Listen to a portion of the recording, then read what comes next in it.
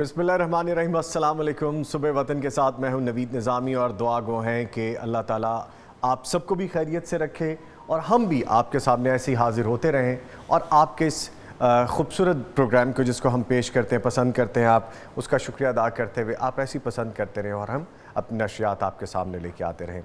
आज आपसे रूबरू मुलाकात है और इस लाइव प्रोग्राम में हम इंतज़ार करते हैं इस चीज़ का कि हमारे पास कोई ऐसी चीज़ अगर है जो बेहतरी की तरफ लेके जा सकती है, जो मुल्क कौम की खिदमत की तरफ लेके जा सकती है, हम उसको ज़रूर यहाँ पर डिस्कस करें और आपके सामने शेयर भी करें। यकीनन आपकी राय का हमें इंतज़ार रहता है, वो आप हमें लिख भेजते हैं और जो इम्प्रूवमेंट होती है और जो चीज़ आप चाहते हैं कि हम डिस्कस करें, दीन के हवाले से जो रहनुमाई दरकार होती है, वो हमारे यहाँ पे मुफ्तियान कराम मौजूद होते हैं, उनसे हम उन क्वेश्चंस के जवाब लें और आप तक पहुँचाएँ। इसके साथ साथ आजकल जो सैलाब की सूरत हाल है, उस हवाले से पाकिस्तान भर में और दुनिया में जहाँ जहाँ मुसलमान और पाकिस्तानी बसते हैं वो सब परेशान हैं। हम भी बहुत शदीद परेशानी के सालम से गुज़र रहे हैं कि हमारे अपने तकलीफ़ में हैं। जहाँ पे बड़े मुतासिर हुए हैं, जहाँ पे जानवर मुतासिर हुए हैं, जहाँ पे इमलाक तबाह हुई हैं, जहाँ पे खेतियाँ तबाह हुई हैं, वहीं पे एक तकलीफ़ ये भी है कि हमारे कौम के मामार वो शदीद अज़ियत में हैं, ख़तरात में हैं। किसी भी कौम की आने वाली जो नस्ल है वो अहमियत रखती है क्योंकि मुस्तक़बिल उन्हीं के हाथ में होता है। कुछ डिटेल्स हैं जो आपसे शेयर करना चाहूँगा कि पाकिस्तान में तबाहकुन सैलाब से 30 लाख से ज़ायद बच्चे ख़तरात से दो चार हो गए हैं। जो सर्वे किया गया है उसमें ख़बरदार किया गया है कि पाकिस्तान में हालिया तारीख़ के बदतरीन सैलाब की वजह से 30 लाख से ज़ायद बच्चे पानी से पैदा होने वाली बीमारियों, डूबने और ग़िज़ाई क़िल्लत के बढ़ते हुए ख़तरात से दो चार हैं और इन्हें फ़ौरी इंसानी इमदाद की ज़रूरत है। अच्छा, सरकारी अदाद शुमार भी हैं, गैर सरकारी अदाद शुमार भी हैं, सब मिल के काम कर रहे हैं। डिटेल्स कुछ ये भी हैं कि पाकिस्तान में इस साल मानसून से शदीद बारिशों, सैलाब और लैंड स्लाइडिंग की जो सूरत हाल हमारे सामने है उससे 3 करोड़ 30 लाख अफराद डायरेक्ट मुतासिर हुए हैं, जिनमें तकरीबन 1 करोड़ 60 लाख बच्चे भी शामिल हैं। मैं अगेन यहाँ पे रिपीट करना चाहूँगा, 1 करोड़ 60 लाख बच्चे इसमें शामिल हैं। 350 से ज़ायद बच्चों समेत 1100 से ज़ायद अफराद अपनी जानों से हाथ धो बैठे हैं, 1600 ज़ख्मी हैं, 1600 और 2,87,000 से ज़ायद घर मुकम्मल तौर पर और 6,62,000 जुज़वी तौर पर तबाह हो चुके हैं। कुछ बड़े दरियाओं ने अपने बंद तोड़ दिए और डैम गुंजाइश से ज़्यादा भर चुके, जिससे घरों, खेतों, सड़कों, पुलों, स्कूल्स, हॉस्पिटल्स और सेहत आमा की सहूलियात समेत अहम बुनियादी इंफ्रास्ट्रक्चर मुकम्मल तौर पर तबाह हुआ है। अच्छा, जो ख़तरे का जो शिकार हैं और सैलाब से जो सूरत हाल है उसके बारे में भी मैं आपको थोड़ा आगाह करता चलूँ कि सैलाब ने पहले ही बच्चों और उनके ख़ानदानों को तबाह को नुकसान पहुँचाया है और सूरत हाल मज़ीद बदतर हो सकती है। जो अभी ये सारा टेनोर चल रहा है उसमें सिचुएशन हमारे सामने आ रही है कि रिलीफ़ और रेस्क्यू के काम किए जा रहे हैं, खुराक की फराहमी के हवाले से काम किए जा रहे हैं। एक तखमीने के मुताबिक मुतासिर इलाकों में 30% आबी निज़ाम को नुकसान पहुँचा है, जिससे लोगों को खुली जगहों पर रफ़ा हाजत, जैसा बाथरूम जाने की जो फैसिलिटी पहले लोगों के पास अब नहीं है, अब खुले आसमान तले हैं, रफ़ा हाजत करने और गैर महफूज पानी पीने की वजह से बीमारियों के फैलाव का ख़तरा मज़ीद बढ़ गया है। इसी तरह तालीम के बुनियादी ढांचे को काफ़ी नुकसान पहुंचा है। इतलात हैं कि 17,566 स्कूल्स की इमारतें जुज़वी या मुकम्मल तौर पर तबाह हो चुकी हैं, जिससे बच्चों की तालीम को मज़ीद ख़तरा लाहक हुआ है। गुज़िश्ता सालों में जो कोरोना वायरस की वजह से 1-2 बरस स्कूल बंद रहे, इस बंदिश की वजह से बच्चों की तालीम बड़ी मुतासिर हुई और इस टेनोर में जो अब चल रहा है सिचुएशन उससे भी अबतर नज़र आ रही है। हुकूमत पाकिस्तान ने 30 साला कौमी औसत से तकरीबन 3 गुना और कुछ सूबों में 5 गुना ज़ायद बारिशों की वजह से कौमी एमरजेंसी का ऐलान किया और 72 अजला को आफत ज़दा करार दिया, जिनमें बेशतर शदीद तरीन मुतासरा सूबों बलूचिस्तान और सिंध में हैं। अच्छा, ये सारे जो डिटेल्स और फैक्ट्स मेरे पास आ रहे हैं, इनमें कुछ चीज़ें ऐसी हैं जो मैं आपको चीदा बता दूं, फिर प्रोग्राम का आगाज़ करेंगे कि कुछ प्रोग्राम्स का आगाज़ किया गया है जिसके तहत 3 करोड़ 70 लाख जो डॉलर्स हैं उनकी इमदाद की अपील भी सामने आई और जिनमें बच्चों की जान बचाने और उनकी खुराक, आर्जी तालीम और तालीमी मवाद जो है وہ دینے اور صحت کی جو بنیادی ضروریات ہیں وہ دینے کے لیے کام کیا جائے گا۔ اچھا، اب بچوں کو موسمیات، ایک تو یہ صورتحال ہے کہ تعلیم، صحت اور رہنے کے مسائل، دوسری طرف جو موسمیاتی تبدیلی ہے، اب موسم تبدیل ہونے کی طرف جا رہا ہے، اس کے ساتھ ساتھ بچوں کو خوراک کی جو قلت کا ایک سامنا نظر آ رہا تھا جو کسی نہ کسی طرح سے پوری کرنے کی کوشش کی جا رہی ہے۔ ان موسمیاتی تبدیلیوں کے اثرات کے شدید خطرات سے دوچار سمجھا جا رہا ہے ان بچوں کو، اور ایک درجہ بندی والے 163 ممالک میں سے 14ویں نمبر پر اس وقت پاکستان کا درجہ آ رہا ہے جو زیادہ سے خطرے سے دوچار ہے۔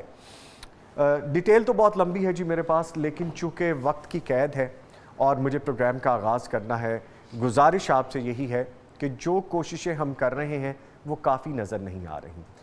اب معاملہ خوراک سے زیادہ، کپڑوں سے زیادہ، جوتوں سے زیادہ، ادویات پہ زیادہ فوکس ہے اور انفراسٹرکچر پہ ہے۔ جو تعمیر کرنے والے معاملات ہیں ان پہ فوکس زیادہ ہے، اور yes and top of this سب سے پہلی بات یہ ہے کہ ہم اللہ تعالیٰ کے آگے گڑ گڑائیں، ہماری کوئی ایسی چیزیں جو غلطی کوتاہیاں ہیں وہ درگزر کر دے، ہمیں معاف کر دے، اس کے بارے میں بھی رہنمائی لیں گے، اور یہی ہماری نجات کا ذریعہ ہے۔ پروگرام کا آغاز کرتے ہوئے آپ کو پتہ ہے کہ فارمیٹ ہمارا ہوتا ہے کہ تلاوت قرآن کریم سے آغاز کرتے ہیں ہم، اور پھر اس کے بعد آج جو ہم خاص طور پر پروگرام کریں گے وہ ریلیف ورک برائے سیلاب متاثرین کے حوالے سے ہوگا۔ اس میں ہم سارا احاطہ کرنے کی کوشش کریں گے کہ ہمیں کن کن چیزوں کی ضرورت انیشیلی تھی، پھر جب پیسج آف ٹائم آگے بڑھے معاملات تو کیا ضرورت درپیش آئی، کیا معاملات درپیش آئے، کن چیزوں کو ہمیں فوری طور پہ اکٹھا کرنا تھا اور اپنے پیاروں کے پاس بھیجنا تھا جو کھلے آسمان تلے بیٹھے ہیں، اور اب کہاں تک معاملات پہنچ گئے ہیں۔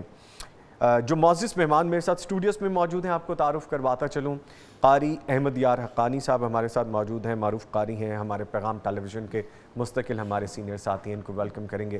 سر السلام علیکم، کیسے ہیں سر؟ طبیعت بخیر ہے؟ اللہ کا بڑا شکر، ماشاءاللہ۔ اور ان کے ساتھ تشریف فرما ہے مفتی محمد اجمل بھٹی صاحب، ایک جانا پہچانا نام ہے، اب تو تعارف کے بھی محتاج نہیں ہے، لیکن چونکہ میری ذمہ داری ہے سر انجام دوں گا۔ عرصہ دراز سے حدیث اور شرعی علوم کے استاد ہیں، پی ایچ ڈی اسکالر ہیں، ان کو بھی ہم وارم ویلکم کریں گے۔ سر السلام علیکم۔ وعلیکم السلام ورحمۃ اللہ وبرکاتہ۔ کیسے ہیں سر؟ طبیعت ٹھیک ہے آپ کی؟ الحمدللہ ماشاءاللہ۔ لاسٹ ٹائم کچھ آنکھوں میں تھوڑا سا معاملہ درپیش تھا، ماشاءاللہ بہتر لگ رہا ہے۔ الحمدللہ کافی بہتر۔ چلے ٹھیک ہے سر، تلاوت قرآن کریم سے آغاز کرتے ہیں۔ قاری صاحب آپ سے گزارش ہے تلاوت قرآن کریم سے آغاز کریں، پھر ہم آگے بڑھتے ہیں۔ اعوذ باللہ من الشیطان الرجیم،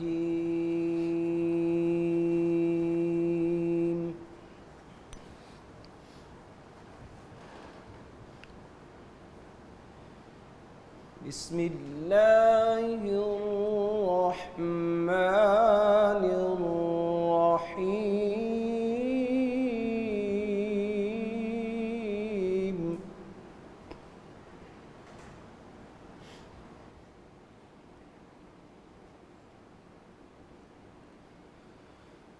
وقال اركبوا فيها بسم الله مجريها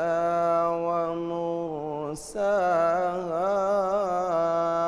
إن ربي لغفور رحيم۔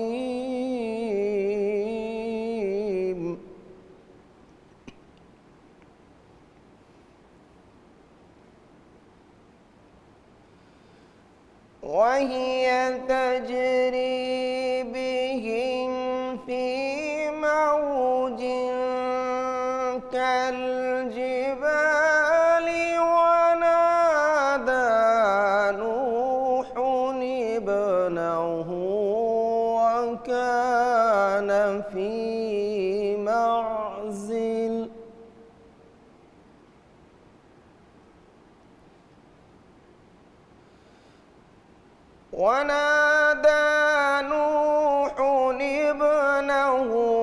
وكان في معزل يا بني اركب معنا۔ ماشاءاللہ ماشاءاللہ، جزاک اللہ، ماشاءاللہ۔ وكان في معزل يا بني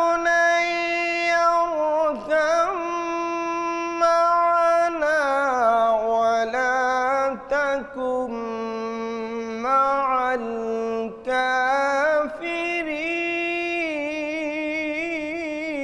الكافرين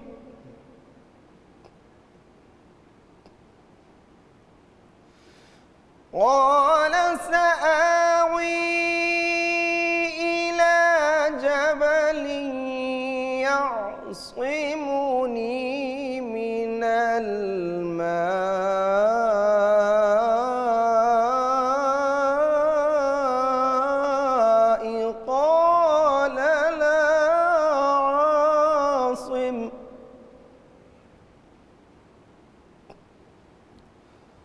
قال لا عاصم اليوم من أمر الله إلا من رحم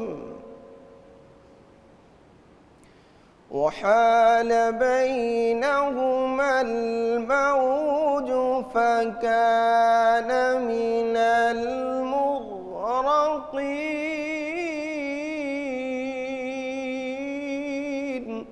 سبحان اللہ سبحان اللہ. وقيل يا أرض ابلعي ماءك ويا سماء أقلعي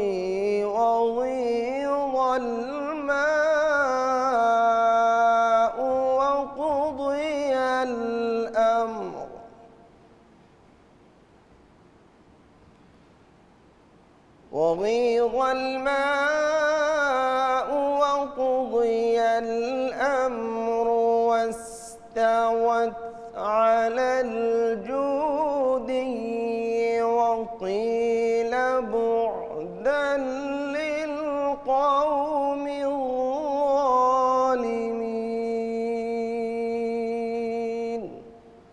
صدق الله العظيم.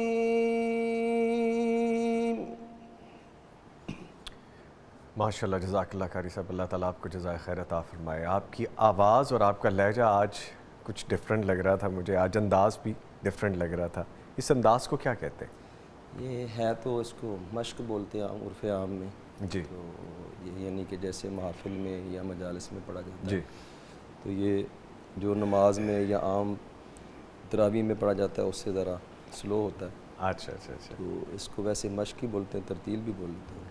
ماشاء اللہ خوبصورت انداز. اللہ تعالیٰ آپ کو جزائے خیر عطا فرمائے.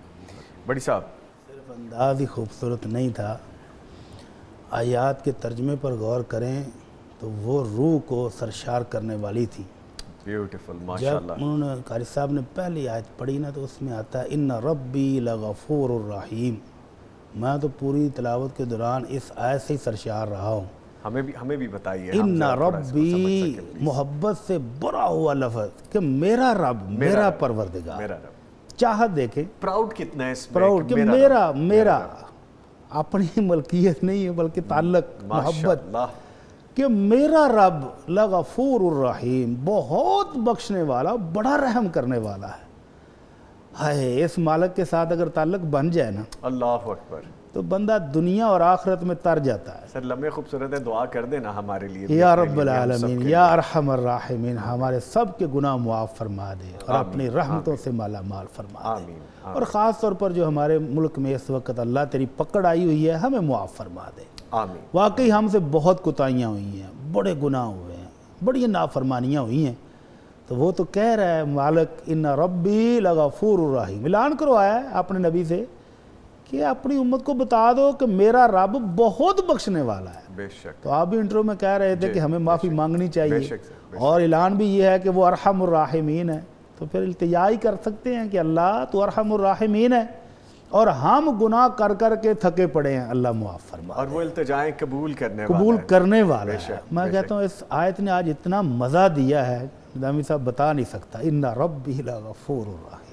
اچھا سر یہ فرمائیے اللہ گا, اکبر, اللہ اکبر. اچھا سر یہ فرمائیے گا کہ ایک جگہ بیٹھے ڈسکشن ہو رہی تھی, دین کے حوالے سے بات ہو رہی تھی, جیسے ابھی آپ نے فرمایا کہ اللہ تعالیٰ ہماری لغزشوں کو, ہماری غلطیوں کو, ہماری کوتاہیوں کو معاف کر دے, درگزر کر دے, ہم پہ رحم فرمائے. وہ رحیم ہے, وہ کریم ہے. تو سر یہ ایک ڈیبیٹ چل رہی تھی کہ یہ جو پانی ہے یہ اللہ تعالیٰ کی فوج ہے جی اور یہ پانی ہمیں یہ بتا رہا ہے کہ انسان بن جاؤ, اپنی جو غلطیاں کوتاہیاں ہیں ان سے آپ واپس آ جاؤ. تو اس پہ تھوڑی روشنی ڈالیے کیونکہ ضروری ہو گیا, آپ نے یہ ذکر کیا, پھر آگے بڑھتے ہیں. اللہ رب العزت کی ہر نعمت ہے. جی ہوا بھی نعمت ہے, جی پانی بھی نعمت ہے, یہ پہاڑ بھی نعمت ہے, بارش بھی نعمت ہے. یہ نعمتیں ہیں اور اللہ کا وعدہ کیا ہے؟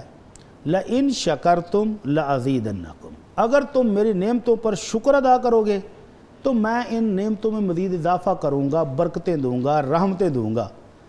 لیکن اگر دوسری طرف چلے گئے وَلَئِن كَفَرْتُمْ إِنَّ عَذَابِي لَشَدِيدٌ, تو وہ مالک کہتا ہے اگر میری نعمتوں کی ناشکری کرو گے تو پھر میرا عذاب, میری پکڑ وہ بھی بڑی سخت ہے. تو وہی نعمت پھر اللہ کا عذاب بن جاتی ہے جس کی ہم شکر گزاری نہیں کرتے ہیں. تو یہ پانی کو ہم ترسے ہوئے تھے, بوند بوند کو ترسے ہوئے تھے. نماز استسقاء پڑھی گئی, جی مسجدوں میں اعلان ہوئے کہ اللہ سے دعا کریں کہ بارش ہو جائے, اور پھر جب ناشکری کی بھی انتہا ہم کرتے ہیں تو پھر وہی بارشیں ہمارے لیے عذاب بن گئی. سر وہ جیسے آپ فرما رہے ہیں نا, تو پانی ایک نعمت ہے, نعمت ہے, زندگی کی علامت ہے, لیکن یہ اچھا وہی لگتا ہے ندیوں میں, جھرنوں میں, ندیوں میں نالوں میں, آئے, ہمارے پینے کے کام دریاؤں آئے, میں, فصلوں میں کام آئے. سمندروں میں. جی لیکن جب اسی پانی کو ہم سنبھالنے کی کوشش نہیں کرتے, ضائع کرتے ہیں, تو پھر اللہ کی پکڑ آ گئی. اگر اس کو سنبھالنے کا, اس کو استعمال کرنے کا مناسب بندوبست کیا ہوتا, یہ کوتاہیاں ہماری نہ ہوتی, تو یہی پانی پورا سال ہمارے لیے نعمت بنا رہتا. بے شک. اچھا سر, جس طرح ابھی کے جو حالات چل رہے ہیں, میں گزارش یہ کرنا چاہوں گا آپ سے کہ ہمیں رہنمائی فرمائیے کہ اللہ کا غضب ٹھنڈا ہو جائے, وہ ہم سے راضی ہو جائے, وہ ہماری ان کوتاہیوں پہ ہمیں معاف کر دے, ایسا بتائیے کچھ. نظامی بھائی, ابھی تک ہم بحیثیت قوم یہ ماننے کے لیے تیار نہیں ہیں کہ ہمارا رب ہم سے ناراض ہے. اللہ اکبر. اگر ہم یہ ماننے میں, تسلیم کرنے میں آر محسوس نہ کریں, اپنے جرم کا اعتراف کر لیں, ہم سے نعمتوں کی شکر گزاری بھی نہیں ہوئی, اس عرش والے کی فرما برداری بھی نہیں ہو سکی جیسی ہونی چاہیے تھی, اس نے جن کاموں کا حکم دیا تھا ہم نے وہ بھی نہیں کیے, تو پھر غلطی کا اعتراف کرنے کے بعد جب اس سے رابطہ کریں گے نا, تو پھر خیریں اور برکتیں اور رحمتیں نازل ہوں گی. میرا تصور کریں, جی میرے اور آپ کے پیر و مرشد محمد الرسول اللہ صلی اللہ علیہ وسلم, جن کو سارے جہانوں کے مالک نے پیشگی ایڈوانس یہ سرٹیفکیٹ دیا ہوا ہے کہ میرے مصطفیٰ, میرے محبوب, اگر آپ سے کوئی غلطی, کوئی کمی کوتاہی ہو بھی گئی تو میں نے پیشگی معاف کی ہوئی ہے. اللہ اکبر. اللہ اکبر. ہوئی بھی نہیں, اللہ ہوتی بھی نہیں, لیکن کہا کہ اگر ہو جائے تو بھی معاف ہے. اور وہ رحمت عالم امت کو بتانے کے لیے فرماتے ہیں, انی لاستغفر اللہ فی الیوم اکثر من 70 مرہ, اور ایک روایت میں 100 مرتبہ, کہ میں بھی اپنے رب سے ایک دن میں روزانہ 70 بار, اور ایک روایت میں 100 بار معافی مانگتا ہوں. اللہ اکبر. اور ہم اتنے گناہ گار ہو کر کہتے ہیں جی ساڈا قصور ہی کی, کیا ہم دوسری قوموں سے زیادہ گناہ کرتے ہیں؟ فلاں کو دیکھیں, فلاں مثالیں دیتے ہیں نا, فلاں ملک کو دیکھیں, فلاں کو دیکھیں, فلاں کو دیکھیں, ہم ان سے زیادہ گناہ گار ہیں. بھائی ان کو چھوڑیں, ہو سکتا ہے اللہ نے ان کو ڈھیل دی ہوئی ہو, مہلت دی ہوئی, تدریجاً اللہ پکڑ رہا ہو, تو ہمیں تو اللہ نے پکڑ لیا ہے, تو ہمیں معافی مانگنی چاہیے. اور دن میں ہر وقت رو رو کے استغفر اللہ الذی لا الہ الا هو الحی القیوم واتوب الیہ. اللہ کو یہ کلمہ بڑا محبوب ہے. جب بندہ کہتا ہے کہ میرے اللہ, میرے سے غلطی ہو گئی ہے, اللہ تو بخشنے والا ہے, تو زندہ قائم, میری سننے والا, قبول کرنے والا, میرے سونے ربا معاف فرما دے. جب بندہ ان الفاظ کے ساتھ اپنے رب سے معافیاں مانگتا ہے نا, اس کو بڑا پیارا لگتا ہے, بڑا پیارا لگتا ہے. کتنا پیارا لگتا ہوگا آپ کے خیال میں؟ اللہ کے نبی صلی اللہ علیہ وسلم نے مثال دے کر سمجھایا ہم انسانوں کو. فرمایا ایک بندہ جنگل میں سفر کر رہا تھا, رستے میں تھک گیا تو آرام کرنے کے لیے لیٹا. اس کی سواری کے اوپر اس کا کھانا پینا سامان سارا سواری کے اوپر, سواری پاس باندھی. جب سو کے اٹھا تو اس کی ایک دم جان نکل گئی کہ سواری غائب ہے. کھانا بھی تھا, پانی بھی تھا, راشن سب کچھ گیا. کچھ دیر تلاش کرنے کے بعد واپس وہیں بیٹھ گیا. اس انتظار میں بھی اب کھانا بھی نہیں ہے, پینا بھی نہیں, تو مرنا ہی ہے, تو ادھر ہی مرنا, بچ سکتا, اب نہیں بچتا. جی. تو انہیں دکھوں میں, غموں میں, سوچوں میں پھر لیٹ گیا. جب دوبارہ آنکھ کھلی تو وہ سواری اس کے پاس کھڑی تھی. اب خوشی کے مارے جی جیسے چیخنے نکل جاتی. تو اب کیا کہتا ہے؟ کہنا یہ تھا کہ میرے اللہ تو کتنا مہربان ہے, میں تیرا بندہ ہوں. تو زبان سے خوشی کے مارے یہ نکل گیا انت عبدی وانا ربک, اللہ تو میرا بندہ ہے میں تیرا رب ہوں. الٹ نکل گیا. اتنی خوشی ہوئی. جی تو نبی رحمت صلی اللہ علیہ وسلم نے فرمایا جتنی خوشی اس بندے کو ہوئی ہے نا جس کو زندگی دوبارہ ملتی نظر آ رہی ہے, اس سے بھی کہیں زیادہ خوشی اس مالک کو ہوتی ہے جب گناہگار بندہ آ کر کہتا ہے اللہ میرے سے غلطی ہو گئی ہے معاف فرما دے, میں حاضر ہو گیا ہوں, میں حاضر ہوں, میں آ گیا ہوں, مجھے معاف کر دیں. اور اس بات پر وہ شیطان اتنا روتا ہے, اتنا تڑپتا ہے, اتنا چیختا ہے, اس کا بھی ذرا اندازہ لگائیں. فرمایا جب بندہ پوری عمر کی غلطیاں معافی لینے کے لیے ایک بار آ کر کہتا ہے نا کہ اللہ معاف فرما دے, جی تو وہ شیطان روتا ہے, سر میں مٹی ڈالتا ہے, پیٹتا ہے کہ میں نے اس کو 60 70 80 سال بڑی مشکل سے اس کو پالا پوسا اپنے کاموں پر لگایا تھا, اور یہ آخری عمر میں آ کر ایک ہی مرتبہ سجدے میں گر کے کہتا ہے اللہ معاف کر دے, اللہ ان ربی لغفور الرحیم. اور مالک کہتا ہے میں تو بڑا ہی بخشنے والا ہوں, بڑا رحم کرنے والا, اس نے معاف کر دیا. تو شیطان کو تڑپاتے رہنا چاہیے اور اپنے رب کے ساتھ خود تڑپ کر معافیاں مانگتے رہنا چاہیے. میرا دعویٰ ہے, یقین کامل ہے کہ اگر ہم بحیثیت قوم اپنے سب گناہ جو ہمیں بھول چکے ہیں وہ بھی, جو ہم کرنا چاہتے ہیں وہ بھی, اور جو کر چکے ہیں سب کی توبہ کر لیں کہ اللہ آئندہ نافرمانی نہیں کریں گے, تیری نعمتوں کی ناشکری نہیں کریں گے, پھر دیکھیں یہی پانی, یہی بارشیں, یہی زمین, یہی پہاڑ, یہ ہمارے لیے باعث رحمت بن. دانستہ غیر دانستہ, حالیہ ماضی چھوٹے بڑے خفیہ اعلانیہ جو بھی کیا ہے نا, آپ دربار میں یہ نہ بندہ کہے کہ میرے سے ہوا کیا ہے, جی آپ جا کے حاضر ہو جائیں اور جا کے کہیں گے میں آ گیا ہوں یا میں اللہ آ پاک گیا ہوں, ایک غلطی ہو گئی مجھ سے. اور ہمارے ابا جان نے بھی یہی کہا تھا, یہ نہیں کہا تھا کہ اللہ اتنی فرما برداری کی ہے, غلطی تو ایک کی ہے, نہیں یہ نہیں کہا ربنا ظلمنا انفسنا وان لم تغفر لنا وترحمنا لنكونن من الخاسرین, کہ اللہ غلطی ہم سے ہو گئی ہے, ظلم کر بیٹھے ہم, اللہ اگر تو نے معاف نہ کیا اور رحم نہ کیا تو ہمارا بنے گا کیا. تو اس لیے ان چیزوں کو تسلیم کر کے اپنے رب سے معافیاں مانگنی شروع کر دیں, انشاءاللہ رحمتیں آئیں گی, برکتیں آئیں گی, اللہ کی طرف سے خیر آئے گی, اور پھر ہمارے حالات بدلیں گے, بدحالی خود خوشحالی میں بدلے گی, پھر یہ عذاب جو ہے اللہ کی طرف سے رحمتیں بن جائیں گی. اچھا سر, ایک عذاب ہے ایک آزمائش ہے, ہاں ان دونوں چیزوں میں بھی ڈیفرنس ہے, یہ بھی ہمیں سمجھنے کی ضرورت ہے. میں سمجھانے کی کوشش کرتا ہوں, جی پلیز پلیز اس کو سمجھانے کی اور سمجھنے کی ضرورت ہے. جی پلیز. اللہ کے نبی محمد صلی اللہ علیہ وسلم, میرے اور آپ کے پیر و مرشد, اگر آپ کی زندگی کو دیکھیں, آپ کی سیرت کو دیکھیں, تو جیسے سخت امتحان آپ کی زندگی میں آئے میں کسی پر بھی نہیں آئے. اور اگر آپ کے گھر کے اندر مالی حالت دیکھیں تو اماں جی عائشہ رضی اللہ تعالیٰ عنہ اپنے بانجے حضرت عروہ کو بتا رہی ہیں کہ بیٹا 3 دفعہ چاند نکل آتا تھا, 1 مہینے کا چاند نکلا, دوسرے کا نکلا, تیسرے کا بھی چاند نکلا, یعنی 2 مہینے مکمل ہو گئے, اور اللہ کے نبی کے 9 گھر تھے, اور پکانے کے لیے ایک بار بھی چولہا جلانے کی نوبت نہیں آتی تھی, یعنی پکانے کے لیے کچھ ہے ہی نہیں. تو بانجے نے تڑپ کر پوچھا اماں جی پھر گزارا؟ تو اماں جی کہتی پتر کھجور کھا کے پانی پی کے الحمدللہ, اور کبھی کبھار ہمسایوں کے ہاں سے دودھ آ جاتا تھا, بس. یہ مشکل ہے کہ نہیں؟ اتنی شدید مشکل. اور ایوب علیہ السلام 18 سال بستر پر رہے ہیں, شدید ترین بیماری. Sir sorry to cut you, یہاں پہ میں تھوڑا سا آپ کو بریک دلواؤں گا, جی ہم یہیں پہ سلسلہ دوبارہ جوڑیں گے انشاءاللہ. لائن پہ ہمارے ساتھ ایک مہمان موجود ہے, ان کا تعارف کرواؤں. جی میرے ساتھ موجود ہیں ڈاکٹر مشتاق مانگٹ صاحب, نائب صدر الخدمت فاؤنڈیشن, اور معروف یہ شخصیت ہیں, خدمتیں کرتے ہیں, اور ادارے کا نام تو خدمت ہے, لیکن خدمتوں میں جہاں پہ نام لیا جائے ڈاکٹر صاحب کا نام ضرور آتا ہے. ان کو وارم ویلکم کریں گے. ڈاکٹر صاحب السلام علیکم. وعلیکم السلام جناب ڈاکٹر. کیسے سر, خیریت سے ہیں آپ؟ جی اللہ کا بہت شکر ہے جی, آپ سنائیں خیریت سے ہیں؟ جی آپ کی دعائیں سر. سب سے پہلے تو بہت شکریہ آپ کے وقت کا. ہم جو ریلیف ورک برائے سیلاب متاثرین ہیں ان کے حوالے سے بات بھی کر رہے ہیں, اور آج خاص طور پہ میرا یہ پروگرام, پیغام کا پروگرام, انہی تمام صاحبان, بچوں, بوڑھوں, بزرگوں کے لیے ہے. آغاز میں یہ فرمائیے گا کہ آپ کا سفر کیا ہے, اس حوالے سے کہاں تک پہنچے معاملات؟ سب سے پہلے تو ہم آپ کے بہت مشکور ممنون ہیں, اور آپ کے شکر گزار ہیں کہ آپ کی وجہ سے ہماری بات لوگوں تک پہنچتی ہے اور لوگ پھر اس پر انسپائر بھی ہوتے ہیں اور خدمت خلق کا جو جذبہ ہے اور وہ جو کام ہے وہ بھی آگے بڑھتا جی ہے۔ گزارش سر ایسے ہے کہ یہ جو ابھی جو فگرز آپ کے پاس اور میرے پاس میڈیا کی شکل میں یا حکومت کی طرف سے آ رہی ہیں، جی یہ فگرز کوائٹ ایسٹیمیٹڈ ہیں اور میرے اپنے اندازے کے مطابق یہ بہت ہی جو اصل صورتحال ہے اس سے کہیں یہ کم ہے۔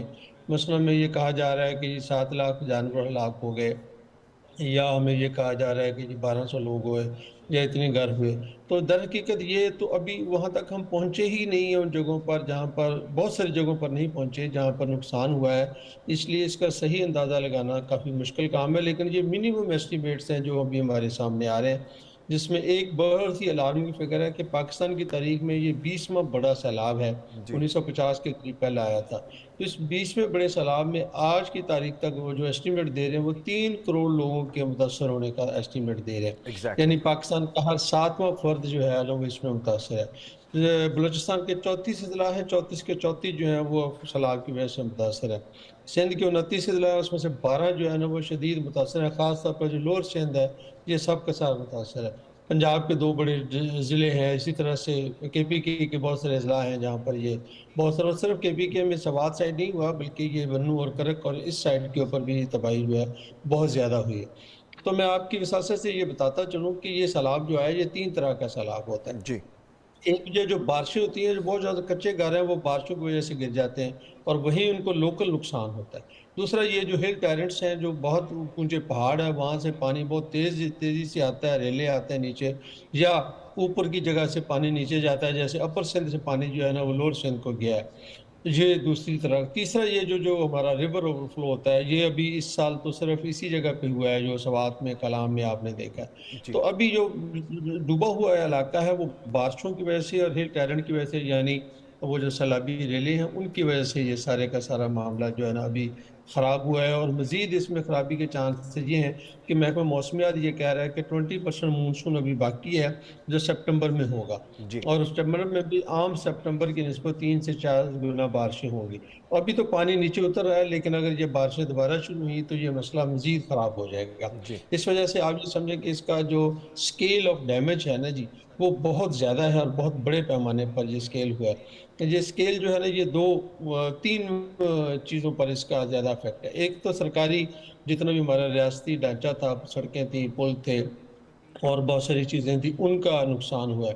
دوسرا سر یہ نقصان ہوا ہے کہ جو ہماری اجتماعی جگہ تھی جیسے کسی گاؤں میں مسجد ہے، اسکول ہے، مدرسہ ہے یا کوئی بھی چرچ ہے، مندر ہے، جو اس چیزوں کا نقصان۔ تیسرا جو ہے لوگوں کا انفرادی سطح پر بھی بہت نقصان ہوا ہے، اس کی بھی فگر کوئی اندازہ نہیں کیا جا سکتا کہ 10,000 مکان تباہ ہوئے ہیں یا 50,000 تباہ ہوئے ہیں، لیکن بہت بڑی تباہی ہوئی ہے۔ ابھی یہ سب چیزیں جب یہ پانی نکل جائے گا تو پھر ہمیں آئیڈیا ہوگا کہ بھی ہمارا جو اصل نقصان ہے وہ کتنا ہوا ہے۔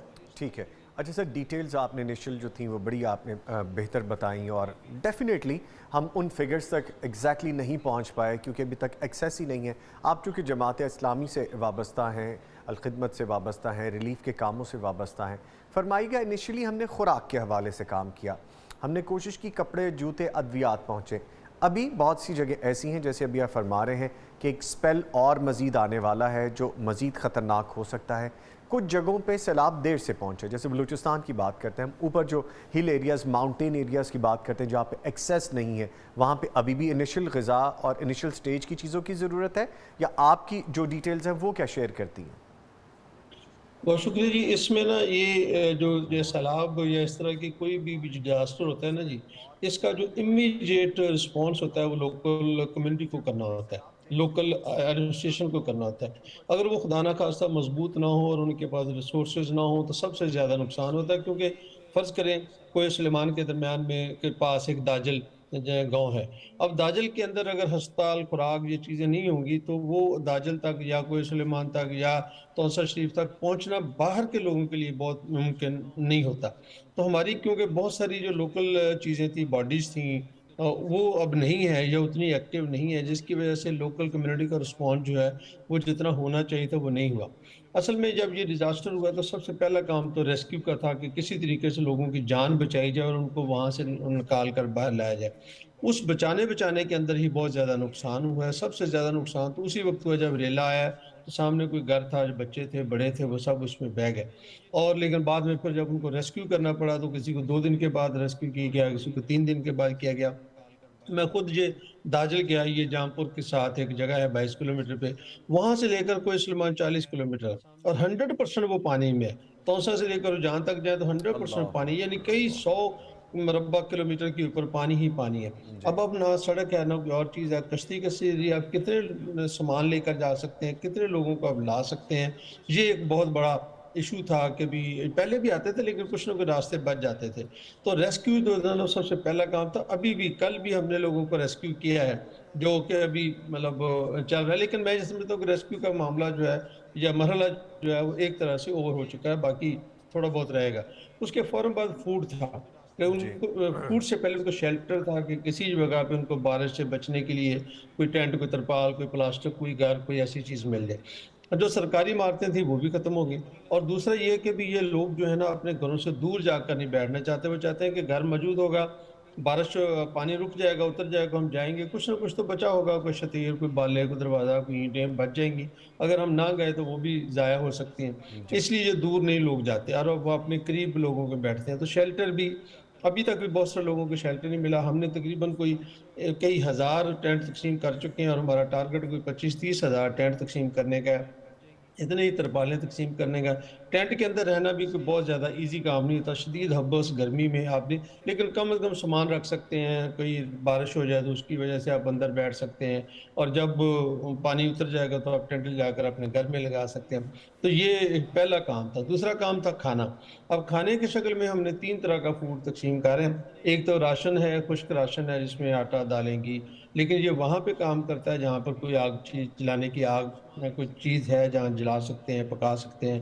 اگر ایسا نہیں ہے, بارش ہو رہی ہے اور کچھ بھی گیلی لکڑیاں ہیں, کوئی لکڑی ہے ہی نہیں, تو پھر آپ کیا کریں گے؟ پھر ہم ان کے لیے سیمی کوکڈ فوڈ کا انتظام کیا. کوک فوڈ کا ایشو یہ ہے کہ آپ کم از کم دن میں 2 سے 3 مرتبہ تو دیں, اور وہ بھی بہت دور جا کر. یعنی داجل میں ہم نے کچن بنایا اور وہاں سے کچھ 7-8 کلومیٹر دور جا کر کیمپ لگا ہوا ہے, وہاں پر جا کر دن میں 2 مرتبہ ان کو کھانا لے کر جانا, تقسیم کرنا. بارشیں بھی ہو رہی, یہ بھی ایک مشکل کام تھا. پھر تیسری طرح کا راشن یہ ہے جس میں بسکٹس ہیں, دودھ ہے, بنے ہوئے چنے ہیں, کھجوریں ہیں, اس طرح کی چیزیں ہیں جو کہ آدمی جو پیرشیبل نہیں اتنی زیادہ لوگ کھا سکتے ہیں. تو یہ فوڈ کا کام تھا. تیسرا جو کام اس میں جو ہے نا, جو اس وقت شدید ترین ایمرجنسی ہے, وہ میڈیکل ایڈ کی ہے. میں نے خود داجل میں ہم نے کیمپ لگایا, میں نے دیکھا کہ ایک دن میں 400 پیشنٹ تھے.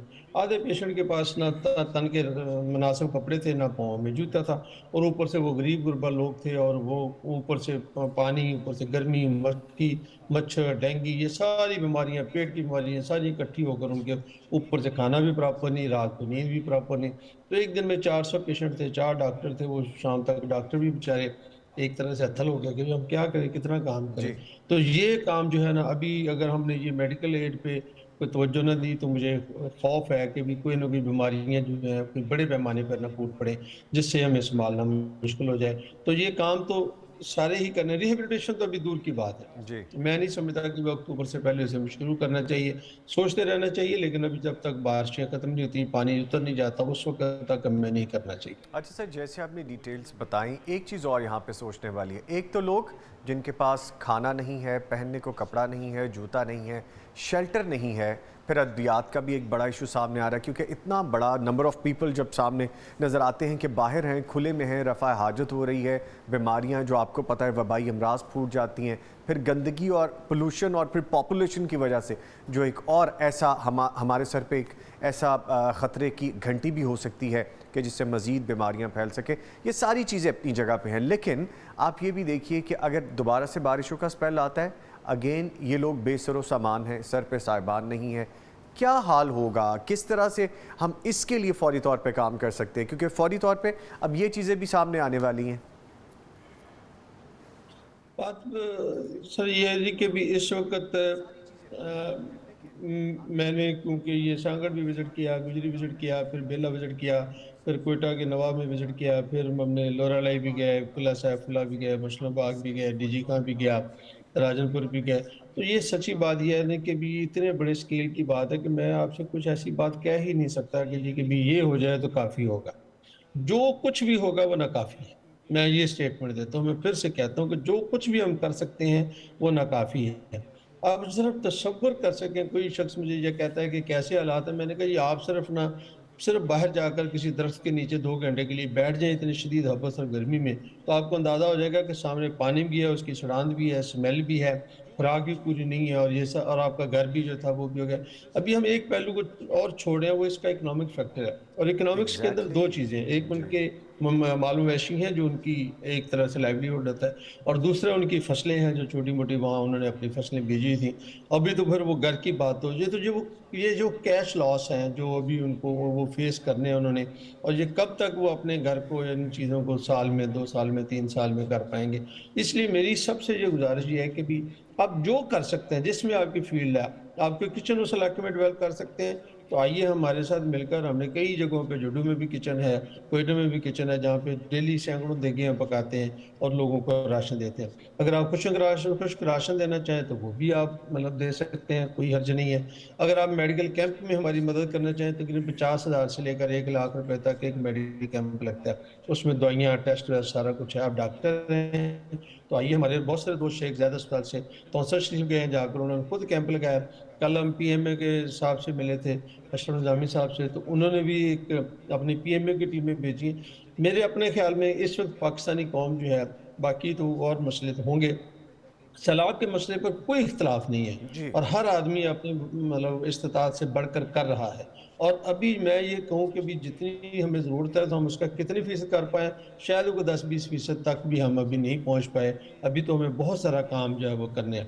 تو اب جو ٹھیک ہے. کر سکتا ہے, جو شخص وہ میڈیکل ہے, ڈاکٹر کر سکتا ہے, وہ کوئی والنٹیئر کر سکتا ہے, وہ کوئی اپنے گھر کے ایکسٹرا کپڑے ہیں وہ ان کو اچھا پیک کر کے صاف ستھرے کر کے وہ چیزیں جو قابل استعمال ہیں وہ کر سکتے ہیں. اوپر سے سردی آ رہی ہے, اور جو بلوچستان کا ناردن ایریا ہے یہ تو ویسی ہائٹ پر ہے, جیسے کوئٹہ ہے, مسلم باغ ہے, تو ان جگہوں کے پہ تو ویسے ہی سردی آ چکی ہے. اور اس کے لیے بھی مطلب ضروری ہے کہ اگر آپ کے پاس کوئی ایسے کپڑے ہوں جو ان لوگوں کو ہم دے سکیں ٹھیک ہے. تو وہ بھی دے دینے چاہیے. ٹھیک. کیونکہ جو پیچھے بچ گیا ہوگا, میں مسلم باغ گیا تو انہوں نے کہا صرف 5 منٹ ملے ہیں, ریلا آیا ہے, اور ریلے کی جب ہمیں آواز اللہ سنائی اکبر, دی ہے تو اللہ لوگوں نے اکبر, شور کیا, تو ہم صرف اپنے اللہ بچے اٹھا سکیں. اللہ اکبر. I can understand. آپ کی یہ بات بڑی خوبصورت ہے کہ ہم سب ایک پیج پہ کم از کم فلڈ کے حوالے سے, اس کے ریلیف کے حوالے سے, لوگوں کی مدد کے حوالے سے, خدمت کے حوالے سے. جب لفظ میں خدمت بولتا ہوں تو سر ڈیفینیٹلی آپ کو سلوٹ کرنے کو دل کرتا ہے, خدمت کے لوگوں کو سلوٹ کرنے کو دل کرتا ہے. آپ نے ماشاءاللہ بہت کام کیا ہے, آپ نے لوگوں کے لیے بہت کام کیا ہے, کر رہے ہیں, اور لوگ آپ سے بھرپور محبت کا اظہار بھی کر رہے ہیں. تو خدمت جی میں بالکل, وہ یہ ان بھی کی آپ کے محبت ساتھ ہے. ساتھ چلنا چاہ رہے ہیں. تو سر چونکہ ہم وقت کے قیدی رہتے ہیں, آپ سے میں بس گزارش کروں گا جو پیغام آپ دینا چاہیں ہمارے پیغام کے پلیٹ فارم سے, کہ کس طرح سے لوگ آپ کے ساتھ مزید جڑیں اور کیا آپ کہنا چاہتے ہیں. Over to you sir. Sir ji, بات میں پاکستانی لوگوں سے سب سے پہلے تو پاکستان کے لوگوں کا اس بات کا شکریہ ادا کرتا ہوں کہ پاکستان میں عوام میں کسی بھی پاکستان کے کسی بھی علاقے میں کوئی بھی جب بھی کوئی ڈیزاسٹر ہوا تو ہر پاکستان کے رہنے والے ہر فرد نے, بلکہ پاکستان سے باہر رہنے والے ہر پاکستانی نے اس درد کو اپنا درد سمجھا, اور اس کے لیے دامے درد میں سکھنے جو کچھ بھی ہوتا ہے ہو سکا ہے وہ اس نے کیا ہے. اب بھی جو کچھ لوگ ہمارے ساتھ کر رہے ہیں, یا باقی تنظیموں کے ساتھ مل کر کر رہے ہیں, یا باقی تنظیمیں جس طریقے سے لوگ کر رہے ہیں, انفرادی طور پر بھی کام کر رہے ہیں, یہ سچی بات یہ ہے کہ یہ ایک پاکستانی قوم کی طاقت ہے جو جب بھی کبھی ڈیزاسٹر ہوتا ہے تو اس میں یہ ثابت کرتی ہے پاکستانی قوم کہ وہ ان معاملات کے اوپر کسی بھی سیاسی, مذہبی اور کسی بھی گروہی, لسانی کسی بھی طرح کے اختلافات کو سامنے نہیں رکھتے بلکہ کام کرتے ہیں. اس موقع پر بھی میں آپ سے 3 باتیں عرض کرنا پلیز. چاہوں گا. پہلی بات یہ کہ آپ دعا بھی کریں کہ اللہ تعالیٰ ان لوگوں کی مشکلات کو دور کرے. دعا جو ہے وہ بلا کو بھی ٹال دیتی ہے, یہ دعا بھی ہمیں کرنی چاہیے. دوسرا, جو کچھ ہمارے پاس سرپلس ہے ہم دے سکتے ہیں, وہ کسی بھی شکل میں, پیسے کی شکل میں, کسی بھی شکل میں آپ وہ دیں. اور وہ دینے کے لیے میری آپ سے گزارش ہے کہ کسی بھی تنظیم کے, کسی بھی فرد کے ذاتی اکاؤنٹ میں کوئی پیسے نہ دیں. جتنی بھی پاکستان کے اندر بڑی تنظیمیں ہیں اور 10 سال سے 20 سال سے 40 سال سے کام کر رہی ہیں, وہ ساری تنظیمیں جو ہیں وہ قابل اعتماد ہیں, اور ان کے لوگ قابل رشک ہیں, اور وہ آپ کی چیزیں بالکل امانت داری سے ضرورت مندوں تک پہنچیں گی. یہ میرا اپنا پورا وثوق سے میں یہ بات کہہ رہا ہوں.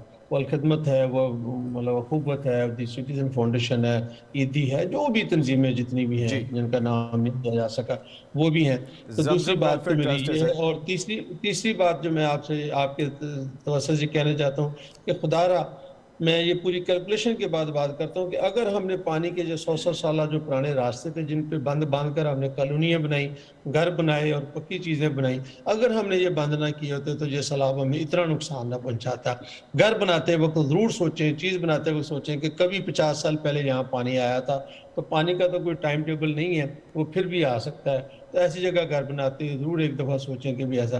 پرانے وقتوں میں جو بھی گاؤں بنتا تھا وہ ٹیلے پہ بنتا تھا تاکہ اس میں بارشوں میں نقصان نہ ہو. اس جی بات کا بھی خیال رکھیں تاکہ آئندہ سالوں میں بھی یہی کہا جا رہا ہے کہ بارشیں زیادہ ہوں گی، تو ایسا نہ ہو کہ ہم پھر اسی طرح سے اگلے سال بیٹھے ہوں کہ اب ہمیں کیا کرنا ہے. بہت بہت شکریہ جی. تھینک یو ویری مچ سر. پیغام کی طرف سے آپ کے لیے پیغام یہ ہے کہ ہم آپ کو سراہتے ہیں، آپ کا شکریہ. آپ ایسے ہی ہنستے مسکراتے سب کے کام آتے رہیں، خدمتیں کرتے رہیں. اور جیسا کہ آپ کا تعارف ہے کہ ڈاکٹر مشتاق مانگٹ صاحب نائب صدر الخدمت فاؤنڈیشن پاکستان اور جماعت اسلامی سے آپ ریلیٹڈ ہیں. آپ کے وقت کا سر بہت شکریہ. جزاک اللہ خیر جی. Welcome sir. لیں جی، یہ ساری چیزیں جو ابھی ہم ڈسکس کر رہے ہیں اس پہ مزید بھی ہمیں گفتگو کرنی ہے. ہمارے ساتھ حقانی صاحب موجود ہیں، بھٹی صاحب موجود ہیں. حقانی صاحب تو مجھے بار بار اشارے کر رہے ہیں کہ مجھے جانا ہے، میری کمٹمنٹ ہے، تو یہ ہم سے رخصت ہو جائیں گے. بھٹی صاحب ہمارے ساتھ موجود رہیں گے، مزید پروگرام کو آگے لے کے چلیں گے. اور آپ کو یہ بتاتے چلیں کہ ہم بات کر رہے ہیں ریلیف ورک برائے سیلاب متاثرین کے حوالے سے، جس میں زمزم ویلفیئر ٹرسٹ ریلیف آپریشن کے حوالے سے جو ہم نے کام شروع کر رکھا ہے، فلڈ کے حوالے سے، فلڈ ریلیف کے حوالے سے، وہاں کے لوگوں کے حوالے سے بھرپور کام ہو رہا ہے اور انشاءاللہ مزید بھی کرتے رہیں گے. اس پہ مزید گفتگو کرنا بھی باقی ہے. ملتے ہیں آپ سے بریک کے بعد، ہمارے ساتھ رہیے.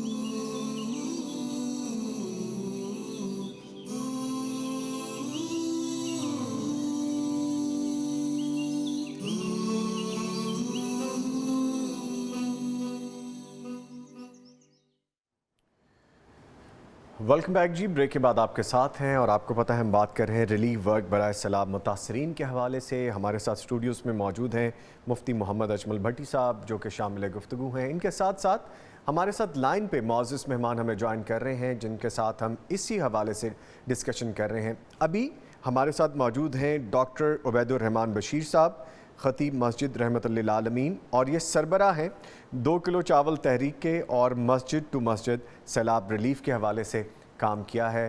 پہلے ان کو ہم ویلکم کریں گے، پھر مزید گفتگو کو آگے لے کے چلوں گا. ڈاکٹر صاحب ویری وارم ویلکم. السلام علیکم. وعلیکم السلام ورحمۃ اللہ وبرکاتہ. بہت شکریہ. جزاک اللہ خیر. سر ویلکم، بہت شکریہ آپ کے وقت کا. وہ جو آپ کی کیمپین 2 کلو چاول والی، سر یہ تو ٹرکوں کے ٹرک گئے اور کیمپین بڑی دور تک چلتی ہوئی آگے پہنچی. تو یہ آئیڈیا کیسے آیا آپ کے ذہن میں؟ جب ہم ریلیف کے حوالے سے کام کر رہے ہیں، سیلاب متاثرین کے حوالے سے کام کر رہے ہیں، تو ڈیفینیٹلی ہر کوئی اپنی ایفرٹ ان پٹ کرنے کی کوشش کر رہا ہے. تو آپ کے ذہن میں یہ آئیڈیا کیسے آیا؟ دیکھیے، سب سے پہلے تو یہ اللہ تعالیٰ کی توفیق ہوتی ہے کہ وہ انسان کو کوئی بھی اچھا کام کرنے کی توفیق عطا کرتا ہے. بے شک. اور اس میں ہماری جو مسجد ہے اسلام آباد میں جامع مسجد رحمت للعالمین، یہ پچھلے 2 سال سے ایک تحریک چلا رہی ہے کہ جو صدقہ اور خیرات جب ہم مساکین اور مستحقین کو کھلاتے ہیں تو ان کو عزت اور احترام سے بٹھا کے کھلانے کا کلچر عام کرنا چاہیے. عام طور پہ لوگ جب مزدوروں کے پاس جا کے صدقہ تقسیم کرتے ہیں کچی بستیوں میں، تو وہاں پہ ایک چھیننے کا ماحول ہوتا ہے. اس ماحول کو ختم کرنا چاہیے. جب ہم اپنے مہمان کی عزت کرتے ہیں تو یہ مستحقین بھی اللہ کے مہمان ہیں، اللہ کی راہ میں مال ہے، اس کو بہترین طریقے سے خرچ کرنا چاہیے. یہ سیلاب جب شروع ہوا تھا تو اس وقت بلوچستان میں جب اس کا آغاز ہوا تھا، وہاں پر ہم نے مسجد کو بنیاد بنایا تھا کہ مسجد کو مرکز بنایا جائے تو سڑکوں پہ یہ چھیننے کے واقعات کے نوچنے کا سلسلہ ختم ہو جائے گا. مسجد ایک ایسا شاندار مقدس مبارک مقام ہے جہاں پہ لوگ آئیں گے، ان کو احساس، ان کو یقین ہوگا کہ مسجد ہمیں دے سکتی ہے، مسجد سے ہمیں کھانا مل جائے گا، ہمیں گھبرانے کی ضرورت نہیں. تو یہ 2 کلو چاول تحریک عام عوام کو شامل کرنے کے لیے مسجد کے ممبر سے یہ سوچا گیا تھا کہ اگر ہم صرف 2 کلو چاول اپنی مسجد کے باہر رکھتے جائیں تو اتنے لاکھوں کلو چاول جمع ہو سکتے ہیں کہ وہاں پہ 6 مہینے کی ضروریات پوری ہو سکتی ہیں. اللہ تعالیٰ کی توفیق سے یہ خیال آیا، اس پہ عملی طور پہ مسجد رحمۃ اللہ علیہ کے ممبر نے، یہاں کے خادم نے، مؤذن نے، ان سب لوگوں نے پہلے چاول رکھے، 1000 کلو چاول خود پورے کیے، اور اس کے بعد پھر نمازیوں نے آج 3 ہفتے میں 90,000 کلو چاول ہم جمع کر کے بھجوا چکے ہیں، اور روزانہ بلوچستان اور سندھ کے علاقوں میں 10,000 سے زیادہ افراد کو کھانا پکا پکایا وہاں کی مساجد میں شاندار طریقے سے دسترخوان لگا کے فراہم کیا جا رہا ہے۔ ماشاءاللہ۔ اچھا سر، یہ بتائیے گا کہ ڈیفینیٹلی لوگوں نے بڑی محبت کا اظہار کیا ہوگا، جذبہ بہت ہے ہمارے سارے ایسے مسلمان بھائی جو ایسا وقت آ جائے خدمت کے لیے، تو کیا 2 کلو کے پیکٹ رکھنا شروع کیے لوگوں نے، یا بوریوں کی بوریاں آئیں، یا کیا معاملہ کیا رہا؟ دیکھیے، بنیادی طور پہ ایک یہ احساس کا ایک انداز تھا اور لوگوں کو اس میں شامل کرنا تھا۔ جی، ویسے تو ہم بہت سی تنظیمیں کوئی پورے کو راشن پیکج کا اعلان کرتی ہیں، کوئی ٹینٹ کا اعلان کرتی ہیں، کوئی ترپال کا، یہ سارے کے سارے نیک کام ہیں جو ہو رہے ہیں، لیکن ایک عام آدمی کو شامل کرنے کے لیے اور ہر شخص کو متحرک کرنے کے لیے 2 کلو چاول جب تحریک کا اعلان ہوا تو اصل مقصد یہ تھا کہ ہر شخص شامل ہو جائے۔ جی، تو اس میں جو مقامی افراد تھے وہ 2 کلو چاول کے ذریعے شامل ہوئے، انہوں نے کم از کم 2 کلو چاول ایک وہاں پہ لا کر رکھنا شروع کر دیے، اور 50% افراد ایسے تھے جو دور تھے تو انہوں نے مسجد کے اکاؤنٹ میں پیسے بھیجنا شروع کر دیے، یا ہم سے رابطہ کر کے انہوں نے مختلف والوں سے رقمیں بھیجی۔ 2 کلو چاول سے کسی نے 100 کلو چاول دیے، کسی نے 1000 کلو چاول دیے، کسی نے 500 کلو چاول دیے، کسی نے اپنے گھر کے ہر فرد کی طرف سے چاولوں کے پیکٹ اور سینکڑوں کلو کے حساب سے دیے۔ تو یہ میں چونکہ جس شہر سے تعلق رکھتا ہوں وہ شہر اقتدار ہے، جی، لیکن اس کمپین کے بعد ثابت ہو گیا ہے کہ یہ شہر اقتدار تو ہے، لیکن اس میں ایک بہت بڑا حصہ شہر احصار والوں کا بھی ہے۔ اتنا یہاں پہ احصار ہوا کہ ایک مسجد اگر 90,000 کلو چاول جمع کر رہی ہے، اور جب ہماری اسی مسجد کی دعوت پر باقی مساجد نے شروع کیا تو جو میرے علم میں اور رابطے میں ہے 2 لاکھ کلو چاول وہاں سے بھی جمع ہوئے، وہ لوگ اپنے طور پہ جمع کیا اور لے کے گئے۔ تو یہ لوگوں کا جذبہ تھا، یہ انصار مدینہ کے جو عظیم کردار ہے اس کی جھلکیوں کی ایک خوشبو تھی جو یہاں تک پہنچی، اور پھر یہاں پہ اس مسجد کے باہر لوگوں نے 2 کلو چاول کے ساتھ راشن، گھی، پانی، بسکٹ، کھلونے، جو کچھ مل سکتا تھا یہاں پہ جمع کروا دیا۔ ہم یہاں سے 16 ٹرک بھجوا چکے ہیں، اور کم از کم 10 ٹرکوں کا سامان یہاں پہ تیار ہو رہا ہے، پیک ہو رہا ہے، اور ہم سروے کر کے وہاں پہ پہنچا رہے ہیں۔ ماشاءاللہ۔ یہ ان چاولوں کے علاوہ ہے جو ہم نے سندھ اور بلوچستان میں خرید کر وہیں پہ دسترخوان قائم کیے۔ ٹھیک ہے۔ اچھا سر، جب ہم ریلیف ورک برائے سیلاب متاثرین کی بات کرتے ہیں تو زمزم ویلفیئر ٹرسٹ ہم لوگ یہاں پہ مختلف پیکیجز کا اعلان کرتے ہوئے آگے بڑھتے جا رہے ہیں، خوراک کے حوالے سے، کپڑوں کے حوالے سے، ادویات کے حوالے سے، جوتوں کے حوالے سے، شیلٹر کے حوالے سے۔ ایک اور پروجیکٹ ہم لانچ کرنے جا رہے ہیں انشاءاللہ ویری سون، جس میں لوگ ڈائریکٹ، جو ایسے لوگ جو یہ کہتے تھے ہمیں یا ہم سے کانٹیکٹ کرتے تھے کہ ہم خود جا کے وہاں پہ کوئی کام کرنا چاہتے ہیں، خدمت کرنا چاہتے ہیں، ان لوگوں کے کام آنا چاہتے ہیں، تو سر جیسے آپ ہیں، آپ لیڈ کر رہے ہیں آرگنائزیشن کو، یہ فرمائیے گا کہ آپ کے بینر کے نیچے جو لوگ کام کرنا چاہ رہے ہیں کیا وہ خوراک کے حوالے سے ہے، انفراسٹرکچر کے حوالے سے ہے، ادویات کے حوالے سے ہے، وہ کام کیا سر انجام دیے جا رہے ہیں؟ دیکھیے، جتنی اس وقت ضروریات ہیں اس کے مطابق ہم کام کر رہے ہیں۔ جو اسلام آباد سے نزدیکی علاقے ہیں جیسے ڈیرہ اسماعیل خان ہے، ڈیرہ غازی خان ہے، کونسا ہے، راجن پور، سوات، مینگورہ، یہاں تک ہمارے رضاکار ٹرکوں کے ساتھ جاتے ہیں، وہاں پہ سروے کرتے ہیں، وہاں پہ جا کے کھانا پہنچاتے ہیں، راشن پہنچاتے ہیں، کپڑے پہنچاتے ہیں۔ جیسا کہ میں نے ذکر کیا کہ اسلام آباد کے شہریوں نے یہاں پہ ہماری مسجد کے سامنے صبح رات ہم خالی کرتے ہیں، اگلی صبح پھر وہاں پہ رش ہوتا ہے، انبار لگا دیتے ہیں۔ اس وقت ہمارے پاس ہم 7,000 گھرانوں کو کپڑے بھجوا چکے ہیں، ہر گھرانے کو 7، 8 سوٹ گئے ہیں، جبکہ 15 سے 20,000 گھرانوں کا اس وقت سامان ہمارے پاس پھر موجود ہے جو ہم ترتیب دے کے چھانٹ کے بھجوا رہے ہیں۔ تو جو لوگ جانا چاہتے ہیں ہم ان کے لیے ان کو صحیح جگہ بتاتے ہیں، رضاکار ہمارے جو ٹرینڈ ان کے ساتھ جاتے ہیں، گھروں میں جا کے پہنچاتے ہیں، اور ہماری مسجد کی پالیسی کے مطابق کسی ایک بھی شخص کو ہم وہاں پر دیتے ہوئے تصویر نہیں لیتے، اور صرف ہمیں جتنے ہمارے ساتھ ساتھیوں کو پتہ ہوتا ہے کہ انشاءاللہ یہ صحیح جگہ پہنچ رہے ہیں۔ کہ اسی پلیٹ فارم سے جب آپ ماشاءاللہ اتنا شاندار کام، آپ بہت سی تنظیمیں کام کر رہی ہیں اور آپ زمزم کے پلیٹ فارم سے کر رہے ہیں، ایک قدم اور بڑھیے۔ 2 کلو چاول تحریک یہاں سے شروع ہوئی، اللہ نے اس کو شرف قبولیت بخشا۔ اس کے بعد ہم نے مسجد سے مسجد، ہم نے علاقوں کا سروے کرنے کے لیے مسجد کے امام اور مسجد کے نمازیوں کی ٹیم، سب سے سچی سروے ٹیم ہوتی ہے، ان سے رابطہ کیا، مسجد سے مسجد کا نیٹ ورک قائم کر دیا۔ 150 مساجد کے اس وقت ہمارے ساتھ شامل ہیں، وہاں کی بیواؤں کو، یتیموں کو، بچوں کو، وہاں کے مستحقین کو ترپالیں، راشن، مچھردانیاں، دوائیاں، انہی کے ڈاکٹروں کے ذریعے علاج کروا کے میڈیکل کیمپ لگوائے جا رہے ہیں۔ اور اسی طرح جہاں پہ ہمیں پتہ لگ رہا ہے کہ بہت مستحق ہے اس کو ایک ایک کمرے کے لیے ہم 1-1 لاکھ روپے جمع کر کے اس کے کمرے بنوانے ہم نے شروع کر دیے. تو یہ ایک قدم اور آگے جا کے میں آپ کے سب سے قابل اعتبار ایک اس وقت ٹی وی چینل اور جو مستقبل ہے پیغام ٹی وی کے حوالے سے میں ایک اور آپ کو نیکی کی دعوت دیتا ہوں. دیکھیے وہاں پر سیلاب سے متاثرہ علاقوں میں مساجد غرق ہوئی ہیں. اب علماء وہاں کے محتاج ہوئے ہیں. وہاں کے جو مقامی لوگ تھوڑا وہ چندہ دیتے تھے وہ بیچارے اب اس پوزیشن میں نہیں ہے کہ اپنے علماء کرام اور مساجد کی سرپرستی کر سکیں. تو چلیے آگے بڑھیے. انصار مہاجرین اور انصار مہاجرین مکہ اور انصار مدینہ کی یاد تازہ کرتے ہیں اور پورے پاکستان میں مواخات مساجد کا عمل شروع کرتے ہیں. مواخات مساجد یہ ہے کہ جو خوشحال علاقوں کی مساجد ہیں وہ ان متاثرہ علاقوں کی مساجد جن کا مجموعی خرچ ایک مہینے کا 30-25 ہزار روپے ہوتا ہے ایک سال کے لیے ان کو اپنا لیں, ان کو اڈاپٹ کر لیں. میں اسلام آباد کی جامع مسجد رحمۃ اللہ عالمین کی طرف سے یہ اعلان کرتا ہوں کہ ہم ایک سال تک 3 دیہات کی 3 مساجد کا خرچ ہم اٹھائیں گے. وہاں کے ائمہ کی تنخواہیں, اساتذہ کی تنخواہیں, وہاں کے تو یہ مواخات مساجد اسلامی کلچر کو عام کیجیے. اور میں باقی علماء کرام سے گزارش کروں گا کہ اللہ تعالیٰ ہمیں اور عطا کرے گا, اس سے گھبرائیے نہیں, آگے بڑھیے اور علماء کرام مثال بن جائے کہ دیکھیں ہم نے کیسے شاندار طریقے سے مساجد کے ذریعے اپنی مساجد کو سنبھال لیا.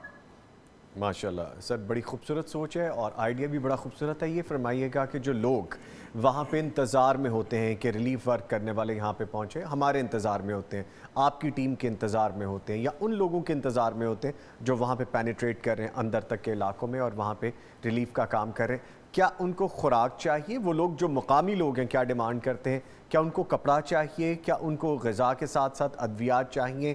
پرائرٹی اب کیا نظر آ رہی ہے؟ دیکھیے جو میرا ایک تجزیہ ہے ان علاقوں میں رابطہ کر کے وہ یہ ہے کہ اس وقت وہاں پہ 5 بڑی ضروریات ہیں اگر ہم اس کو تقسیم کریں. پہلی ضرورت انسان کی وہاں پہ کھانا ہے اور پانی ہے. جی. دوسری ضرورت ان کی فوری طور پہ چھت ہے, کوئی ترپال مل جائے. تیسری ضرورت ہے کہ ان کو میڈیسن مل جائے, ان کا علاج ہو جائے. یہ 3 وہ ضروریات ہیں جو 24 گھنٹے کے اندر ان کی پوری ہونی چاہیے.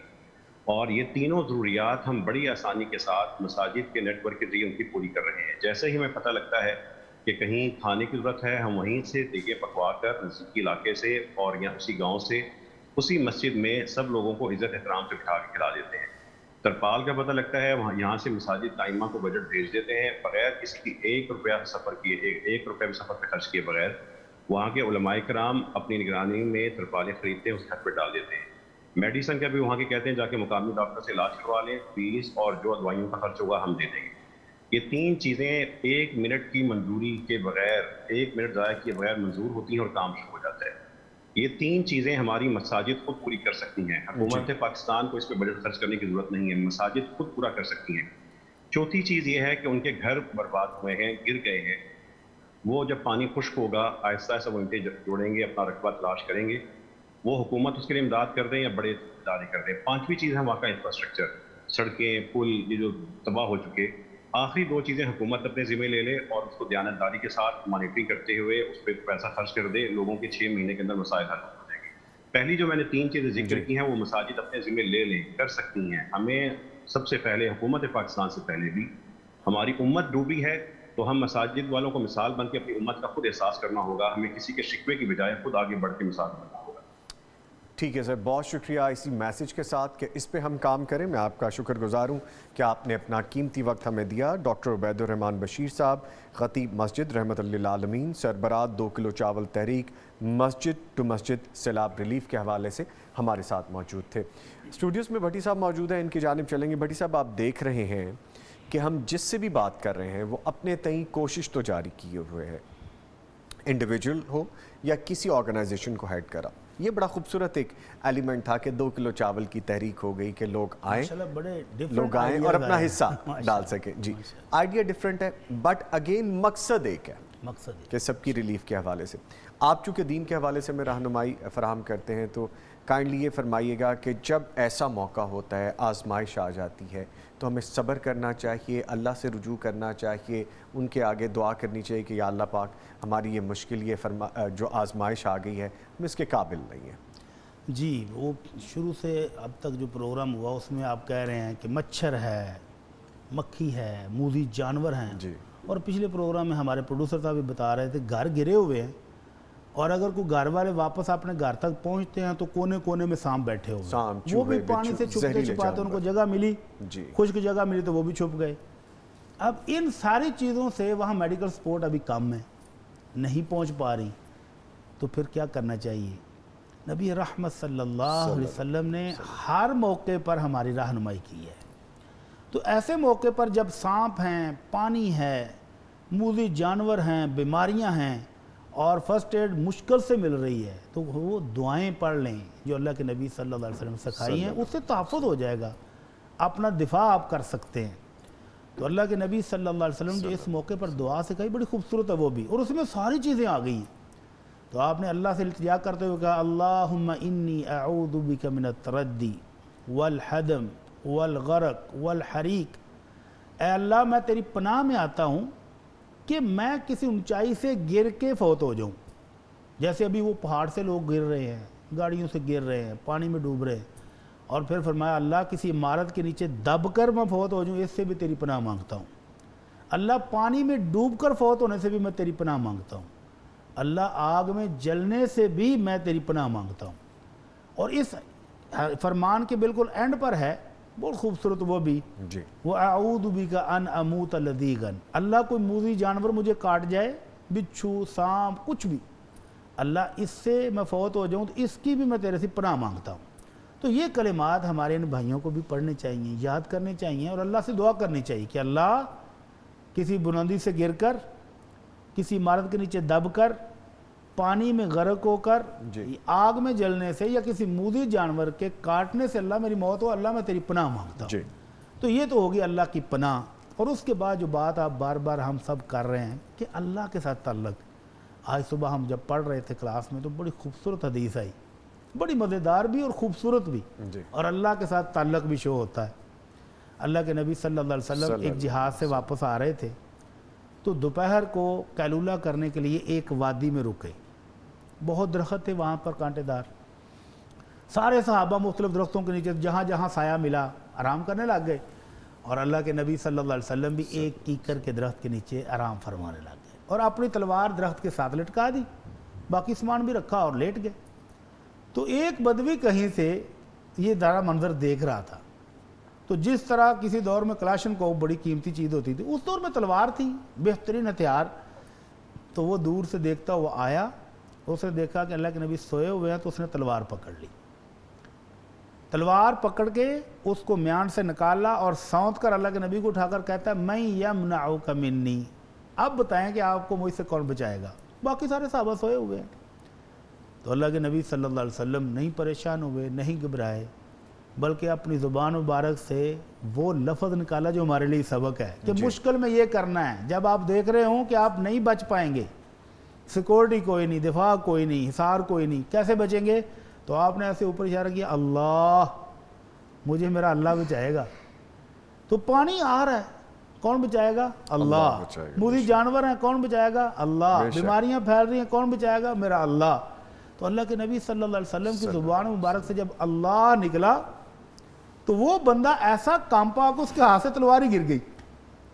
اللہ کے نبی صلی اللہ علیہ وسلم نے تلوار پکڑی اور پھر فرمایا اب تم بتاؤ کہ تمہیں کون بچائے گا؟ تو آپ نے فرمایا اب تمہیں کون بچائے گا؟ تو وہ آپ کے قدموں میں بیٹھ گیا، تو کہنے لگا جی اب آپ معاف ہی کر دیں تو بہتر ہے، اور آپ بہترین تلوار پکڑنے والوں میں سے بہترین انسان بن جائیں، یعنی معافی کی درخواست کرنے لگ گیا۔ تو اللہ کے نبی نے صحابہ کو آواز دی، صحابہ اٹھ کر آئے، تو فرمایا یہ وہ ہے جو میری ہی تلوار پکڑ کے مجھے پوچھ رہا تھا کہ آپ کو بچائے گا کون؟ تو بچانے والا میرا تو تعلق کس کے ساتھ ہے؟ اللہ۔ تو مسلمانوں کو بھی اس واقعے سے پتہ چلا جب حالات مشکل ہو جائیں، جب آپ سمجھیں کہ ہم بے سہارا ہیں، سب بے سہارا نہیں ہے، ہمارا اللہ ہے نا، بے شک، ان ربی لغفور الرحیم، تو اس غفور الرحیم کے ساتھ تعلق جوڑیں، مشکلات خود بہت آسان ہوتی جائیں گی۔ یہ جتنے بھی ہمارے بھائی اب کام کر رہے ہیں وہ کہہ رہے ہیں مشکلات ہیں، یہ بھی ہے، یہ بھی ہے، ٹھیک ہے، لیکن جس کے خزانے لبریز ہوں اور اتنے لبریز ہوں، اللہ اکبر۔ ایک فرمان میں اللہ رب العزت خود فرماتے ہیں، اللہ کے نبی نے ہم تک پہنچایا کہ اگر پورے انسان جب سے آدم علیہ السلام پیدا ہوئے ہیں اور قیامت تک کے انسان، اور جب سے جنوں کو پیدا کیا اور قیامت تک آنے والے جن سارے اکٹھے ہو جائیں ایک میدان میں، جولیاں پھیلا کر ہر بندہ اپنی ضرورت کی چیز مانگ لے، ہر چیز مانگ لے، تو سب کو عطا کرنے کے بعد اس مالک کے خزانوں میں اتنی کمی بھی نہیں آتی جتنی سمندر کے اندر سوئی ڈبو کر نکالا جائے. اللہ اکبر، اللہ سوئی اتنی ملائم ہوتی ہے کہ اس پر پانی رکے گا نہیں ٹھہرتا. تو فرمایا اتنی کمی بھی اس کے خزانے میں نہیں آئے گی جتنی سوئی کے ساتھ پانی سمندر سے نکالنے پر آئے گا. تو جس کے خزانے اتنے بھرے ہوئے ہوں اس رب سے مانگنا چاہیے، بے شک. اچھا اس سے مشکل آسان کرانا. بے شک. اچھا کویسچن ہمیں آ چکے ہیں اب چونکہ ہم آج اسپیشل پروگرام کر رہے ہیں فلڈ ریلیف کے حوالے سے، لیکن یہ کویسچن میرے ذہن میں بار بار آ رہا تھا، میں نے سوچا کہ آپ سے پوچھ لیں، یہ موقع بنتا ہے. پوچھا کسی نے کہ ہمارا ہمسایہ ملک وہ ہندو ہے، یا یہ کویسچن کی روح سے مجھے لگتا ہے کہ یہ جو پوچھ رہے ہیں ان کا نیبر ہندو ہے. ہمارا ہمسایہ ہندو ہے، وہ اگر کھانے پینے کا کچھ سامان ہمیں دے دیتا ہے تو کیا ہمارے لیے وہ کھانا جائز ہے؟ ہاں، پہلی بات تو یہ ہے کہ اللہ رب العزت نے اہل کتاب کا کھانا تو ہمارے لیے حلال کیا ہے. ان کا گوشت ہو، سبزیاں ہوں، پھل ہوں، کوئی بھی چیز وہ گفٹ کرتے ہیں. بعض دفعہ رشتہ دار بھی ہو سکتے ہیں، بعض دفعہ ہمسائے بھی ہو سکتے ہیں، بعض دفعہ کسی آرگنائزیشن میں کام کرنے والے آپ کے فیلوز بھی ہو سکتے ہیں. تو وہ گفٹ کریں تو بالکل حلال ہے. اب رہ گئے اہل کتاب کے علاوہ جو نان مسلم ہیں ان کا کھانا، وہ کوئی بھی ہوں، جیسے آپ نے کہا کہ ہندو ہو سکتا ہے. اب ان کے کھانوں میں جو گوشت ہے جس کو وہ بغیر بسم اللہ پڑھے، بغیر اللہ کا نام لیے ذبح کرتے ہیں، تو وہ حلال نہیں ہے. البتہ کوئی سویٹ ڈش ہے، کوئی سبزیاں ہیں، کوئی پھل ہے، اور وہ آپ کا ہمسایہ ہے، آپ کا فیلو ہے، کوئی بھی رشتہ دار بھی ہو سکتا ہے، وہ لائے تو یہ مسلمان کے لیے بالکل جائز ہے. اللہ رب العزت فرماتے ہیں لا ینہاکم اللہ عن الذین لم یقاتلوکم فی الدین ولم یخرجوکم من دیارکم، کہ ایسے نان مسلم جو آپ کے ساتھ جنگیں نہیں لڑتے، آپ کو آپ کے گھروں سے نکالتے نہیں ہیں، دینی مخالفت آپ کی ان کے ساتھ نہیں ہے، تو ان کے ساتھ تم نیکی کرو. ان تبروہم وتقسطوا الیہم، ان کے ساتھ عدل و انصاف سے پیش آؤ، محبت سے پیش آؤ، نیکی کے ساتھ پیش آؤ، کوئی حرج نہیں ہے. تو ایسا نان مسلم ہمسایہ جو آپ کے ساتھ محبت رکھتا ہے، آپ کے ساتھ اچھا سلوک کرتا ہے، تو آپ بھی اس کے ساتھ اس کے اچھے سلوک کا جواب اچھے سلوک سے دیں. وہ کچھ کھانے کو لاتا ہے، گوشت نہ ہو جس کو بسم اللہ پڑھ کر ذبح کرنا شرط ہے، اور کوئی بھی ڈش بنا کے لایا ہے تو آپ اس سے لے لیں، کھائیں، اور اپنے تحفے میں جواباً اس کو بھی کچھ دے دیں. سر ایک رہنمائی اور فرمائیے گا، یہاں پہ ایک چیز ذہن میں آتی ہے، ایک نان مسلم اس کے برتن کیسے صاف پاک ہو سکتے ہیں، اس کا وہ پکانے کا عمل کیسے صاف پاک ہو سکتا ہے؟ یہ تو دیکھنے کی چیز ہے نا. یہ تو اہل کتاب جن کا کھانا جائز ہے ان کے بارے میں بھی چیک کرنے کی ضرورت ہے. ایک سفر میں نبی علیہ السلام کے صحابہ نے پوچھا، اللہ کے نبی ہم ایسے علاقوں میں سفر کرتے ہیں جہاں اہل کتاب ہیں اور ہمارے پاس برتن نہیں ہوتے، تو وہ اپنے برتنوں میں ہمیں کھانا پیش کرتے ہیں. تو آپ نے فرمایا تم ان کو دھو کے صاف کر کے پھر ان میں کھانا کھا لو. لیکن اگر وہ صاف ستھرے لوگ ہیں، بالکل اچھی کراکری آپ کو دے رہے ہیں، صاف ستھرے یا ڈسپوزیبل آج کل موجود ہے، تو پھر تو شک کرنے کی بھی ضرورت نہیں ہے، صاف ستھرے ہیں. لیکن اگر کنفرم ہو کہ یہ وہی برتن ہے جس میں انہوں نے کوئی غیر حلال ناپاک چیز کھائی تھی، استعمال کی تھی، پھر وہ برتن نہ استعمال کریں. پھر صاف ستھرے برتن ہوں تو بالکل کھائی جا سکتی. ٹھیک ہے سر، ایک کویسچن اور شامل کر لیتے ہیں، لگے ہاتھوں.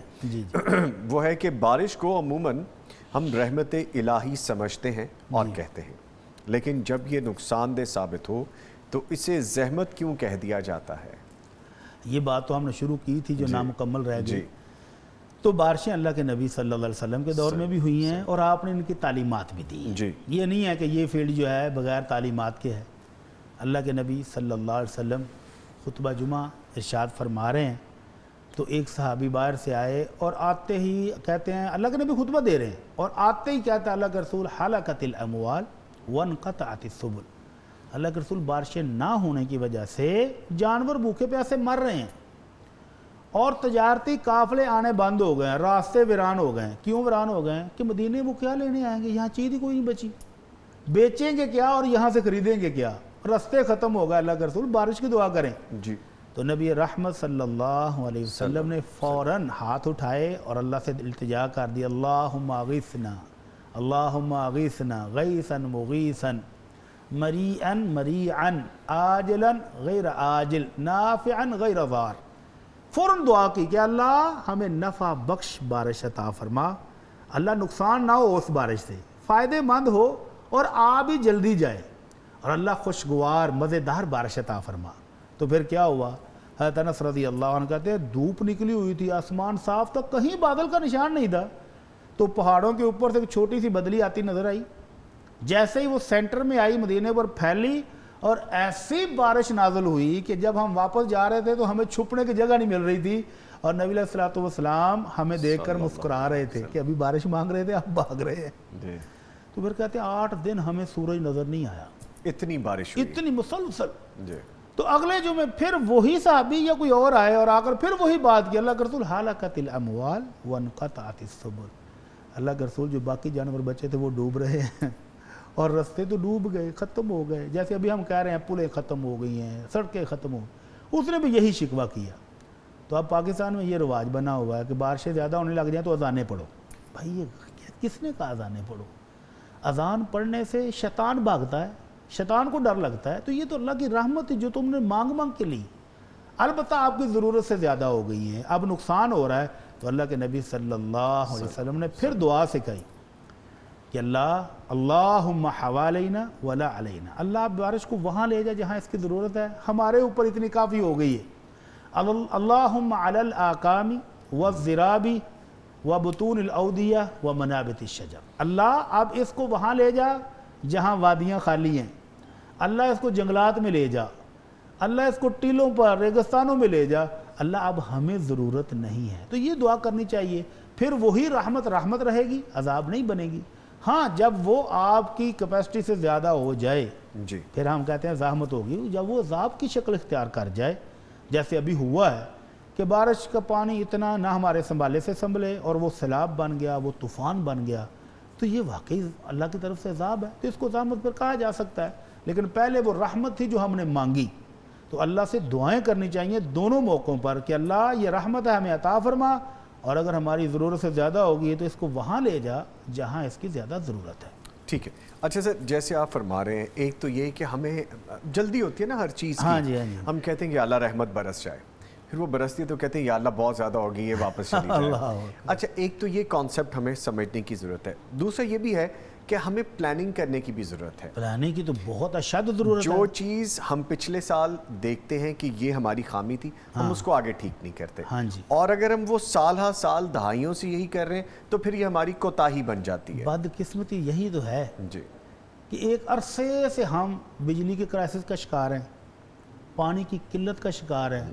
پاکستان کا کتنا رقبہ ہے جہاں پانی موجود نہیں ہے، جانور مرتے ہیں ہر سال، انسان فوت ہو جاتے ہیں، لیکن جب پانی ملتا ہے ہمیں تو اس کو سنبھالنے کا بندوبست نہیں ہے۔ جی تو یہ ہماری انسانی کوتاہیاں، ان سے بھی توبہ کرنی چاہیے۔ ٹھیک ہے۔ اچھا سر، ایک گیسٹ ہے ہمارے ساتھ، ہمارے مہمان ہیں جو لائن پہ ہیں، ان کو ہم ویلکم کریں گے، پھر آگے بڑھتے ہیں۔ جی اور ہمارے ساتھ موجود ہیں جی اس وقت فیصل افضل شیخ صاحب، معاون ہے ناظم مالیات مرکز جمعیت اہل حدیث سے ان کا تعلق ہے۔ سر السلام علیکم۔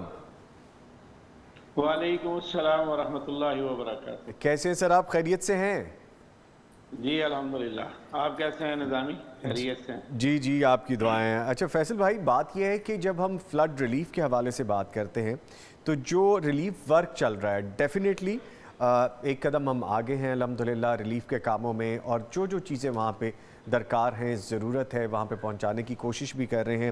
آپ فرمائیے گا لیٹسٹ آپ کے پاس رپورٹس کیا ہیں؟ بسم اللہ الرحمن الرحیم والصلاة والسلام علی رسولہ الکریم، اما بعد۔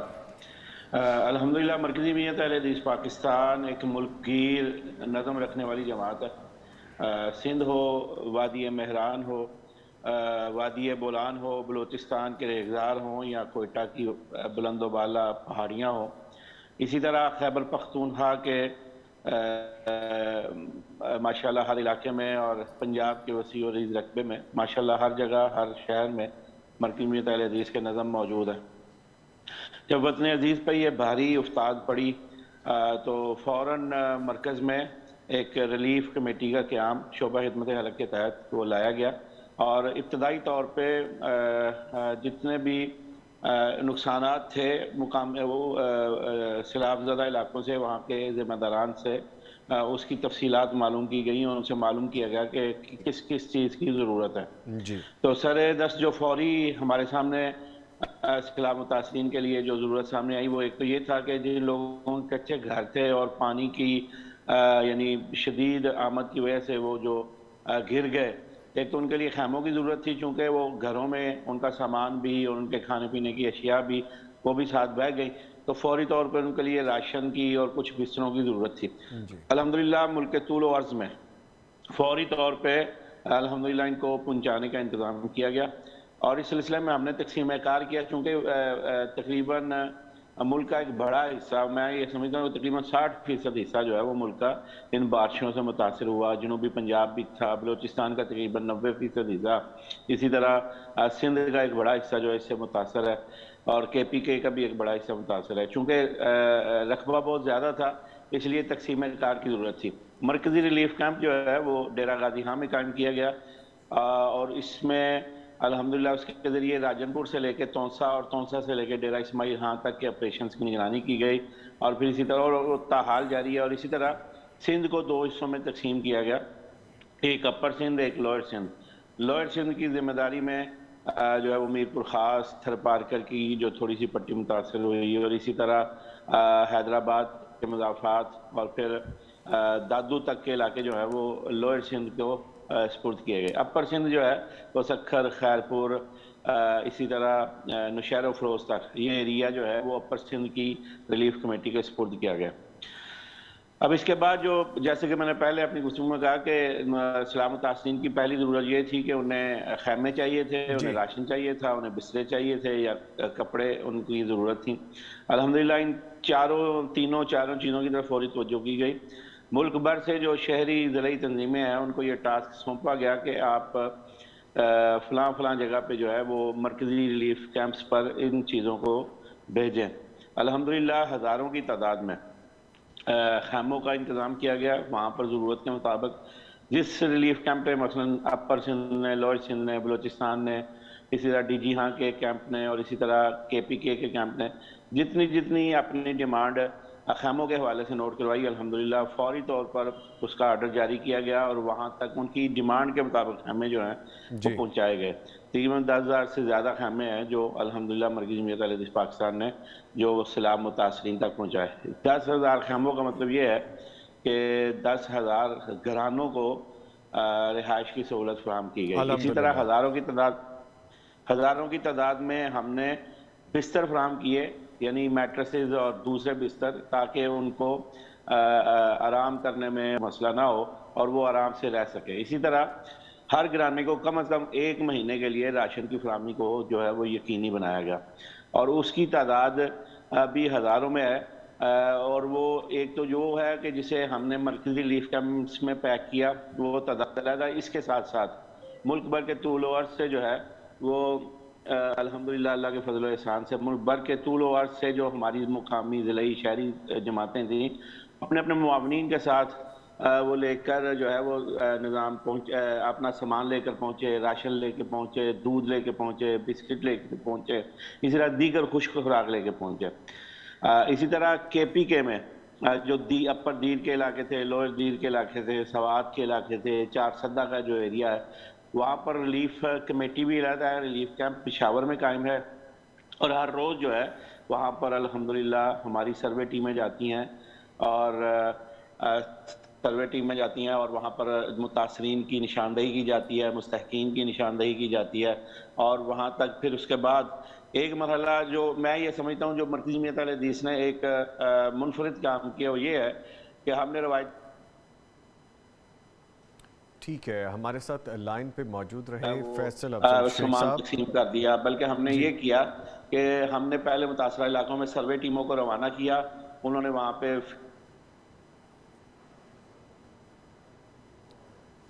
ٹھیک ہے، ہمارے ساتھ لائن پہ موجود رہے فیصل افضل شیخ صاحب۔ فیصل صاحب بہت شکریہ آپ کے وقت کا، میرے خیال میں کچھ ٹیکنیکل ایشوز بھی ہیں، ہم ڈیفینیٹلی آپ سے کوشش کریں گے دوبارہ رابطہ بحال کریں۔ بہت شکریہ آپ کے وقت کا فیصل افضل شیخ صاحب، معاون ناظم مالیات مرکزی جمعیت اہل حدیث ہمارے ساتھ لائن پہ موجود تھے۔ آپ کو پتہ ہے جب لائیو ہم کال کرتے ہیں، رابطہ کرتے ہیں تو اکثر و بیشتر معاملات کچھ ایسے ہوتے ہیں کہ ٹیکنیکل ایشو کی وجہ سے ہم پراپر نہ سن پاتے ہیں نہ بات کر پاتے ہیں۔ اینی ویز یہ معاملات تو چلتے رہیں گے، بات بھی ہوتی رہے گی، اور اسی طرح سے ہمارے مہمان ہمیں جوائن بھی کرتے رہیں گے۔ گفتگو ابھی جاری ہے، بڈی صاحب میرے ساتھ اسٹوڈیوز میں موجود ہیں اور معزز مہمان ہمیں جوائن کر کے اپنے جو ان کی فیلڈ ہے اس میں جو ورک ہو رہا ہے، جو کام ہو رہا ہے ریلیف ورک برائے سیلاب متاثرین، اس کے حوالے سے ہمیں آگاہ کر رہے ہیں۔ اس پہ مزید گفتگو کریں گے لیکن ایک بریک کے بعد۔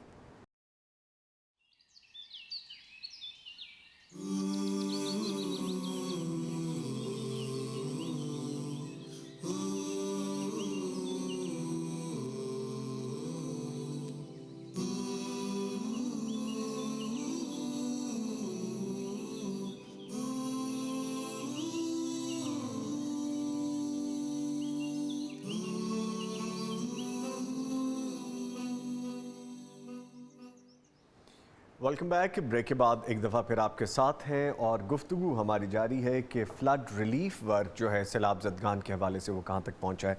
कुछ लाइव क्वेश्चंस भी हमारे पास मौजूद थे जो कि हमें आप पहले भेज चुके थे, उनके जवाबात भी हम साथ साथ शामिल करने की कोशिश करेंगे। भट्टी साहब हमारे साथ स्टूडियोज़ में मौजूद हैं। भट्टी साहब, हमारा सिलसिला गुफ्तगू का वहाँ पर रुक गया था जहाँ पर हम कह रहे थे कि आजमाइश आ जाती है तो उसके लिए हमें क्या करना चाहिए, उससे कैसे अल्लाह ताला से रुजू करें कि हम निकल आए। जी, फ़र्क की बात हो रही थी कि क्या हम इस वक्त ये जो सैलाब आया हुआ इसको आजमाइश कहेंगे या अल्लाह की पकड़ कहेंगे, अजाब कहेंगे। जी, तो मैं अर्ज़ कर रहा था कि अल्लाह रब्बुल इज़्ज़त का ये रूल है, कानून है। अल्लाह रब्बुल इज़्ज़त फरमाते हैं वलनबलुवन्नकुम बिशैइन मिनल खौफि वल जूइ व नक्सिन मिनल अमवालि वल अनफुसि वस्समरात वबश्शिरिस साबिरीन। अल्लाह कहते हैं कि हम अपने मोमिन बंदों को ज़रूर आजमाएंगे, इम्तिहान लेंगे। कैसे? कभी भूख के साथ, कभी फ़क्र व फाके के साथ, कभी फल पके होंगे और तूफ़ान आएगा और वो ज़ाया हो जाएंगे, कभी खड़ी फसलें तबाह हो जाएंगी, कभी खूबसूरत औलाद जो आँखों की ठंडक बनी हुई थी वो अल्लाह वापस ले लेगा। तो अल्लाह कहते हैं वो बश्शिरिस साबिरीन, इन इम्तिहानों में सब्र करने वालों के लिए खुशखबरी है। जी, तो अब हम इसको आजमाइश और इम्तिहान कहें या अपने गुनाहों की सज़ा कहें, फ़र्क कहाँ आएगा? अगर तो इंसान अल्लाह का फरमाबरदार है, अल्लाह के साथ तल्लुक़ मज़बूत है, गुनाहों से बच रहा है, नाफरमानियों से बच रहा है, तो फिर अल्लाह के नबी कहते हैं अशद्दुन्नासि बलाअन अल अंबिया सुम्मल अमसल फल अमसल। सबसे सख्त इम्तिहान अल्लाह अपने नबियों का लेता है और उसके बाद जितना किसी का ईमान मजबूत होता है उसी हिसाब से उसकी आजमाइश भी होती है। जैसे मैंने कुछ मिसालें में दी थी। तो लेकिन जो बंदा हो ही नाफरमान, नेमतों का न शुक्रा हो, वो कहे कि मेरा ये इम्तिहान है, नहीं, उसके बारे में अल्लाह रब्बुल इज़्ज़त फरमाते हैं वमा असाबकुम मिन मुसीबतिन फबिमा कसबत ऐदीकुम व याफू अन कसीर। तुम पर जो मुश्किल मुसीबत आती है वो तुम्हारे अपने किए की सज़ा है और अल्लाह बेशुमार गलतियां तो हमारी मुआफ़ भी कर देता है, लेकिन फिर कभी उसको गुस्सा आया तो पकड़ भी आ जाती है। तो इस पकड़ के बाद क्या करना चाहिए? सूरह अल कलम के अंदर अल्लाह रब्बुल इज़्ज़त ने एक बाग वाले का वाक़या बयान किया है। बुज़ुर्ग आदमी अल्लाह के शुक्रगुजार थे, बाग से जितनी फसल हासिल होती है उसको 3 हिस्से करते। एक हिस्सा घर वालों की ज़रूरियात, एक हिस्सा बाग में दोबारा काश्तकारी के लिए अखराजात और एक हिस्सा पूरे का पूरा अल्लाह की राह में। और फिर होता क्या था कि अल्लाह के फजल से बर वक्त उसको बारिशें मिलती, कोई पानी का सोर्स नहीं था सिवाय बारिश के, बर वक्त बारिशें मिलती, बाग को सिंचता, फल आता तो अल्लाह की राह में देता, मज़ीद बरकतें आती। इस नेक बुजुर्ग की औलाद ने सोचा कि ये हमारे बाबा जो है ना ये कोई अच्छा काम नहीं करते, 1/3 गरीबों को बांट देते हैं। तो जब इन बच्चों का इक़्तिदार आया, वालिद साहब दुनिया से चले गए, तो ये जो सियाने बन रहे थे, अक्लमंद, अल्लाह के नशुक्री करने पर तुल गए और फ़ैसला किया कि रात के वक्त निकलेंगे घरों से और सुबह रोशनी होने से पहले पहले फसल काट के तो संभाल लेंगे, गरीबों को पता ही नहीं लगने देना। तो अब रात के अंधेरे में चुपके चुपके निकले, एक दूसरे को वादें दे के और कस्में खाते हुए, खबरदार किसी गरीब को आज पता ना चले कि बाग में फसल आ गई है तो उनको हिस्सा मिलेगा, नहीं। तो जब ये बाग तक पहुँचे तो वहाँ बाग है ही नहीं, सफाया हो चुका है।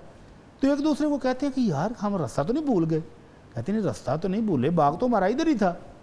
तो फिर उनमें से जो बड़ा भाई था, थोड़ा नेक था, उनको समझाता रहा था पहले भी। कहता मैंने तुम्हें कहा था कि बाज आ जाओ, अल्लाह की नाशुक्री नहीं करो, अब उसका अज़ाब आ गया, ये देखो ये बाग सारा तबाह हो चुका है। उस मौके पर उन नाशुक्रों को भी ख्याल आ गया कि हमसे गलती हो गई जी। उस मौके पर वो कहते हैं असा रब्बुना अन युबदिलना खैरम मिनहा इन्ना इला रब्बिना राग़िबून। मुमकिन है, हम तौबा करते हैं, अल्लाह से माफ़ी मांगते हैं, तो मुमकिन है कि अल्लाह हमें इससे बेहतर बाग अता फरमा दे। हम रग़बत अल्लाह ही की तरफ करते हैं, मांग अल्लाह ही से रहे हैं। तो ये होना चाहिए तर्ज़ अमल कि ये ना कहें कि ये अल्लाह की तरफ से हमारा इम्तिहान है, इतने नेक हम हैं नहीं, इतने फरमाबरदार हम हैं नहीं, तो हम गुनाहगार हैं, ख़ताकारों के ढेर ख़ताओं के लगाए हुए हैं। हमें समझना चाहिए कि हमसे गलतियाँ हुई, कुताहियाँ हुई, हमसे जुल्म हुए, अपनी जानों पर भी, अपने भाइयों पर भी, तो उनसे माफ़ी मांगें और अपने रब की रहमतों की उम्मीद रखें। तो इंशाअल्लाह ये हालात बदल जाएंगे, ये बदहाली खुशहाली में तब्दील होगी اور اللہ کا عذاب ختم ہوگا اور اللہ کی رحمتیں آئیں گی، اس کی طرف سے برکتیں آئیں گی انشاءاللہ۔ ٹھیک ہے، انشاءاللہ اللہ تعالیٰ ہم سب کا حامی و ناصر ہو۔ آمین۔ اور یہ جو مشکل آئی ہے ہاں جی، ہم سب مل کے کوشش بھی کر رہے ہیں، اور پھر ہمیں اپنی اصلاح کی بھی ضرورت ہے، اپنی اصلاح کی ضرورت بھی ہے اور شدید ضرورت ہے۔ شدید ضرورت ہے۔ ٹھیک، اچھا سر، ایک کویسچن اور ہے، یہ لکھا ہے کہ کیا مرد اپنے پاؤں، سینے اور ہاتھ کے بال کاٹ سکتا ہے؟ شریعت اس میں کیا رہنمائی فرماتی ہے؟ ہاں جی، ہمارے جسم پر اگنے والے بالوں کی علماء کرام نے 3 تقسیمیں کی ہیں۔ ایک وہ بال ہیں جن کو اللہ کے رسول صلی اللہ علیہ وسلم نے باقاعدہ رکھنے کا حکم دیا ہے۔ جی، کیا فرمایا؟ اعف اللحا، داڑھی کو معاف کر دو، وفر اللحا، داڑھی کو گنی کرو، اس کو تیل شیل کی مالش لگاؤ، بڑھتی ہے تو بڑھنے دو۔ وفر اللحا، اعف اللحا، کئی قسم کے الفاظ ہیں جن کا سے پتہ چلتا ہے کہ اللہ کے رسول نے اس داڑھی کو کہا کہ اس کو چھوڑ دو، پسند فرمایا پسند فرمایا کہ اس کو اچھا، رکھو۔ اور اللہ کے نبی صلی اللہ علیہ وسلم کی جو داڑھی مبارک تھی وہ آپ کا یہ سینہ پورا ڈھانپتی تھی، ایسی گنی، خوبصورت اور بڑی تھی۔ ماشاءاللہ۔ تو یہ وہ بال ہیں جن کو باقاعدہ رکھنے کا حکم ہے۔ دوسرے وہ بال ہیں جہاں پسینہ آتا ہے، سمیل ہوتی ہے پیدا، زیر ناف، بغل کے بال ہیں، مونچھوں کے بال ہیں جب وہ بہت بڑے ہو کے منہ میں جانے شروع ہو جائیں، تو ان کے لیے اللہ کے نبی صلی اللہ علیہ وسلم نے لمٹ بتا دی کہ یہ بال جہاں پسینہ آتا ہے، سمیل پیدا ہوتی ہے، ان کو تراشنے میں زیادہ سے زیادہ آپ 40 دن تک مؤخر کر سکتے ہیں۔ اس سے پہلے بے شک آپ ہر دوسرے دن کریں، تیسرے دن کریں، 5ویں دن کریں، صفائی مقصود ہے۔ جی، اسلام صاف ستھرا دین ہے، تو ان بالوں کو تو صاف کرنے کا باقاعدہ حکم ہے، اور ان کو چھوڑنا اور 40 دن سے بعد بھی چھوڑنا یہ جرم ہو جائے گا، گناہ ہو جائے گا۔ پہلے اس سے 10 دن بعد، 5 دن بعد، جب آپ ضرورت محسوس کریں ان کو صاف کرنا ہے۔ اس کے بعد ان کے علاوہ بال ہیں، خواتین کے لیے یہ جو بال ہیں بہوؤں کے، ان کو تراش خراش کرانا، ان کے ڈیزائن بنانا، ان کو خوبصورت بنانے، یہ بھی حرام ہے۔ اللہ کے نبی نے سختی سے منع کیا اور لعنت کا عمل قرار دیا اس کو۔ اس کے بعد جسم پر بال، بازو پر ہیں، پنڈلیوں پر ہیں، سینے پر ہیں، کمر پر ہیں، یہ وہ بال ہیں جن کے بارے میں شریعت میں نہ رکھنے کا حکم ہے اور نہ ہی ان کو کاٹنے کا حکم، خاموشی ہے۔ تو اللہ کے نبی صلی اللہ علیہ وسلم فرماتے ہیں کہ حلال وہ ہے جو اللہ نے حلال کر دیا ہے، حرام وہ ہے جس کے بارے میں اللہ نے باقاعدہ بتا دیا ہے کہ یہ حرام ہے، جی، اور جن کے بارے میں خاموشی اختیار کی ہے تو وہ اللہ تعالیٰ نے تمہیں معافی دی ہے، اس پر خاموشی اختیار کرو۔ جی، اب ان بالوں کو اگر کوئی بندہ ضرورت محسوس کرتا ہے، مثال کے طور پر کسی کو ڈاکٹر نے کہہ دیا کہ بھائی تمہارے جو سینے پر بال ہیں وہ تمہاری فلاں تکلیف کا باعث ہے، تمہاری کمر پر جو بال ہیں وہ تمہاری فلاں پرابلم کا باعث بن رہے ہیں، ضرورت ہے تو کٹوا لے۔ کچھ کو لوگ کہتے ہیں کہ تمہاری پنڈلیوں پر جو بال ہیں، جو بازو پر بال ہیں، ان کے لیے فلاں مسئلہ بن رہا ہے، پسینہ آتا ہے اور اس پسینے کی وجہ سے تمہیں یہ مشکل ہو رہی ہے، تو کٹوا لیں۔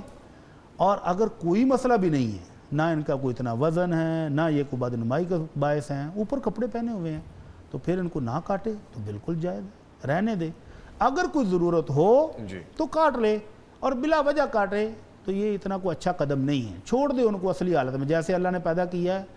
اللہ نے بہترین چیز پیدا کی ہے، بے شک بے شک بے شک۔ اللہ تعالیٰ کہتے ہیں لَقَدْ خَلَقْنَا الْإِنسَانَ فِي أَحْسَنِ تَقْوِيمٍ، انسان کو ہم نے بہترین صورت میں پیدا کیا ہے، تو جس حالت میں اللہ نے پیدا کیا اس پر اس کو رہنے دے، تو یہ بال نہ کاٹے تو بہت بہتر ہے، اور اگر کوئی ضرورت ہو تو کاٹ لے۔ مثلا ضرورت کیا ہے؟ خواتین کی مونچھیں اگاتی ہیں بعض پرابلم کی وجہ سے، داڑھی اگاتی ہے، تو ان کو اجازت ہے ان کو صاف کریں، کیونکہ ان کی یہ اصل خلقت میں شامل نہیں ہیں، تو وہ صاف کر لیں، اور جہاں ضرورت نہیں ہے وہاں بلا وجہ نہ کریں۔ ٹھیک ہے، بڑا مفصل جواب آپ نے دیا سر۔ اس کے ساتھ ہی کیونکہ پروگرام کا وقت ختم ہو رہا ہے، کوشش میری یہ تھی کہ جو سوال آ چکے ہیں ان کو شامل کریں، لیکن جتنے آ گئے وہ ہم نے شامل کر لیے، اگر کوئی رہ گئے تو انشاءاللہ نیکسٹ پروگرام میں شامل کر لیں گے۔ آپ کا میں بہت شکر گزار ہوں سر، آپ پروگرام میں ہمارے ساتھ موجود رہے، اور میرے وہ ناظرین سامعین جنہوں نے ہمیں دیکھا، آپ کا بھی بہت شکریہ۔ گزارش آپ سے یہ ہے کہ فلڈ ریلیف ورک جو ہو رہا ہے، جو ریلیف کے حوالے سے سیلاب متاثرین کے لیے ہم گفتگو کر رہے ہیں، کوشش کر رہے ہیں، زمزم ویلفیئر ٹرسٹ جو بھرپور اس وقت فیلڈ میں موجود ہیں، ہمارے نمائندگان، ہمارے ٹیم ورکرز، ہم بھی جاتے ہیں فیلڈ میں، ہماری کوشش ہے کہ جو بن پڑ رہا ہے وہ ہم کریں، اسی لیے آپ بھی جو کر سکتے ہیں وہ ضرور کریں۔ ہمارے وہ بہن بھائی، بچے، بڑے بزرگ ہماری مدد کے انتظار میں ہیں، اور اللہ تعالیٰ سب کے لیے آسانیاں پیدا کرے۔ انشاءاللہ آپ سے پھر ملاقات ہوگی، تب تک کے لیے نوید نظامی اور میری پوری ٹیم کو اجازت دیجیے، اللہ حافظ۔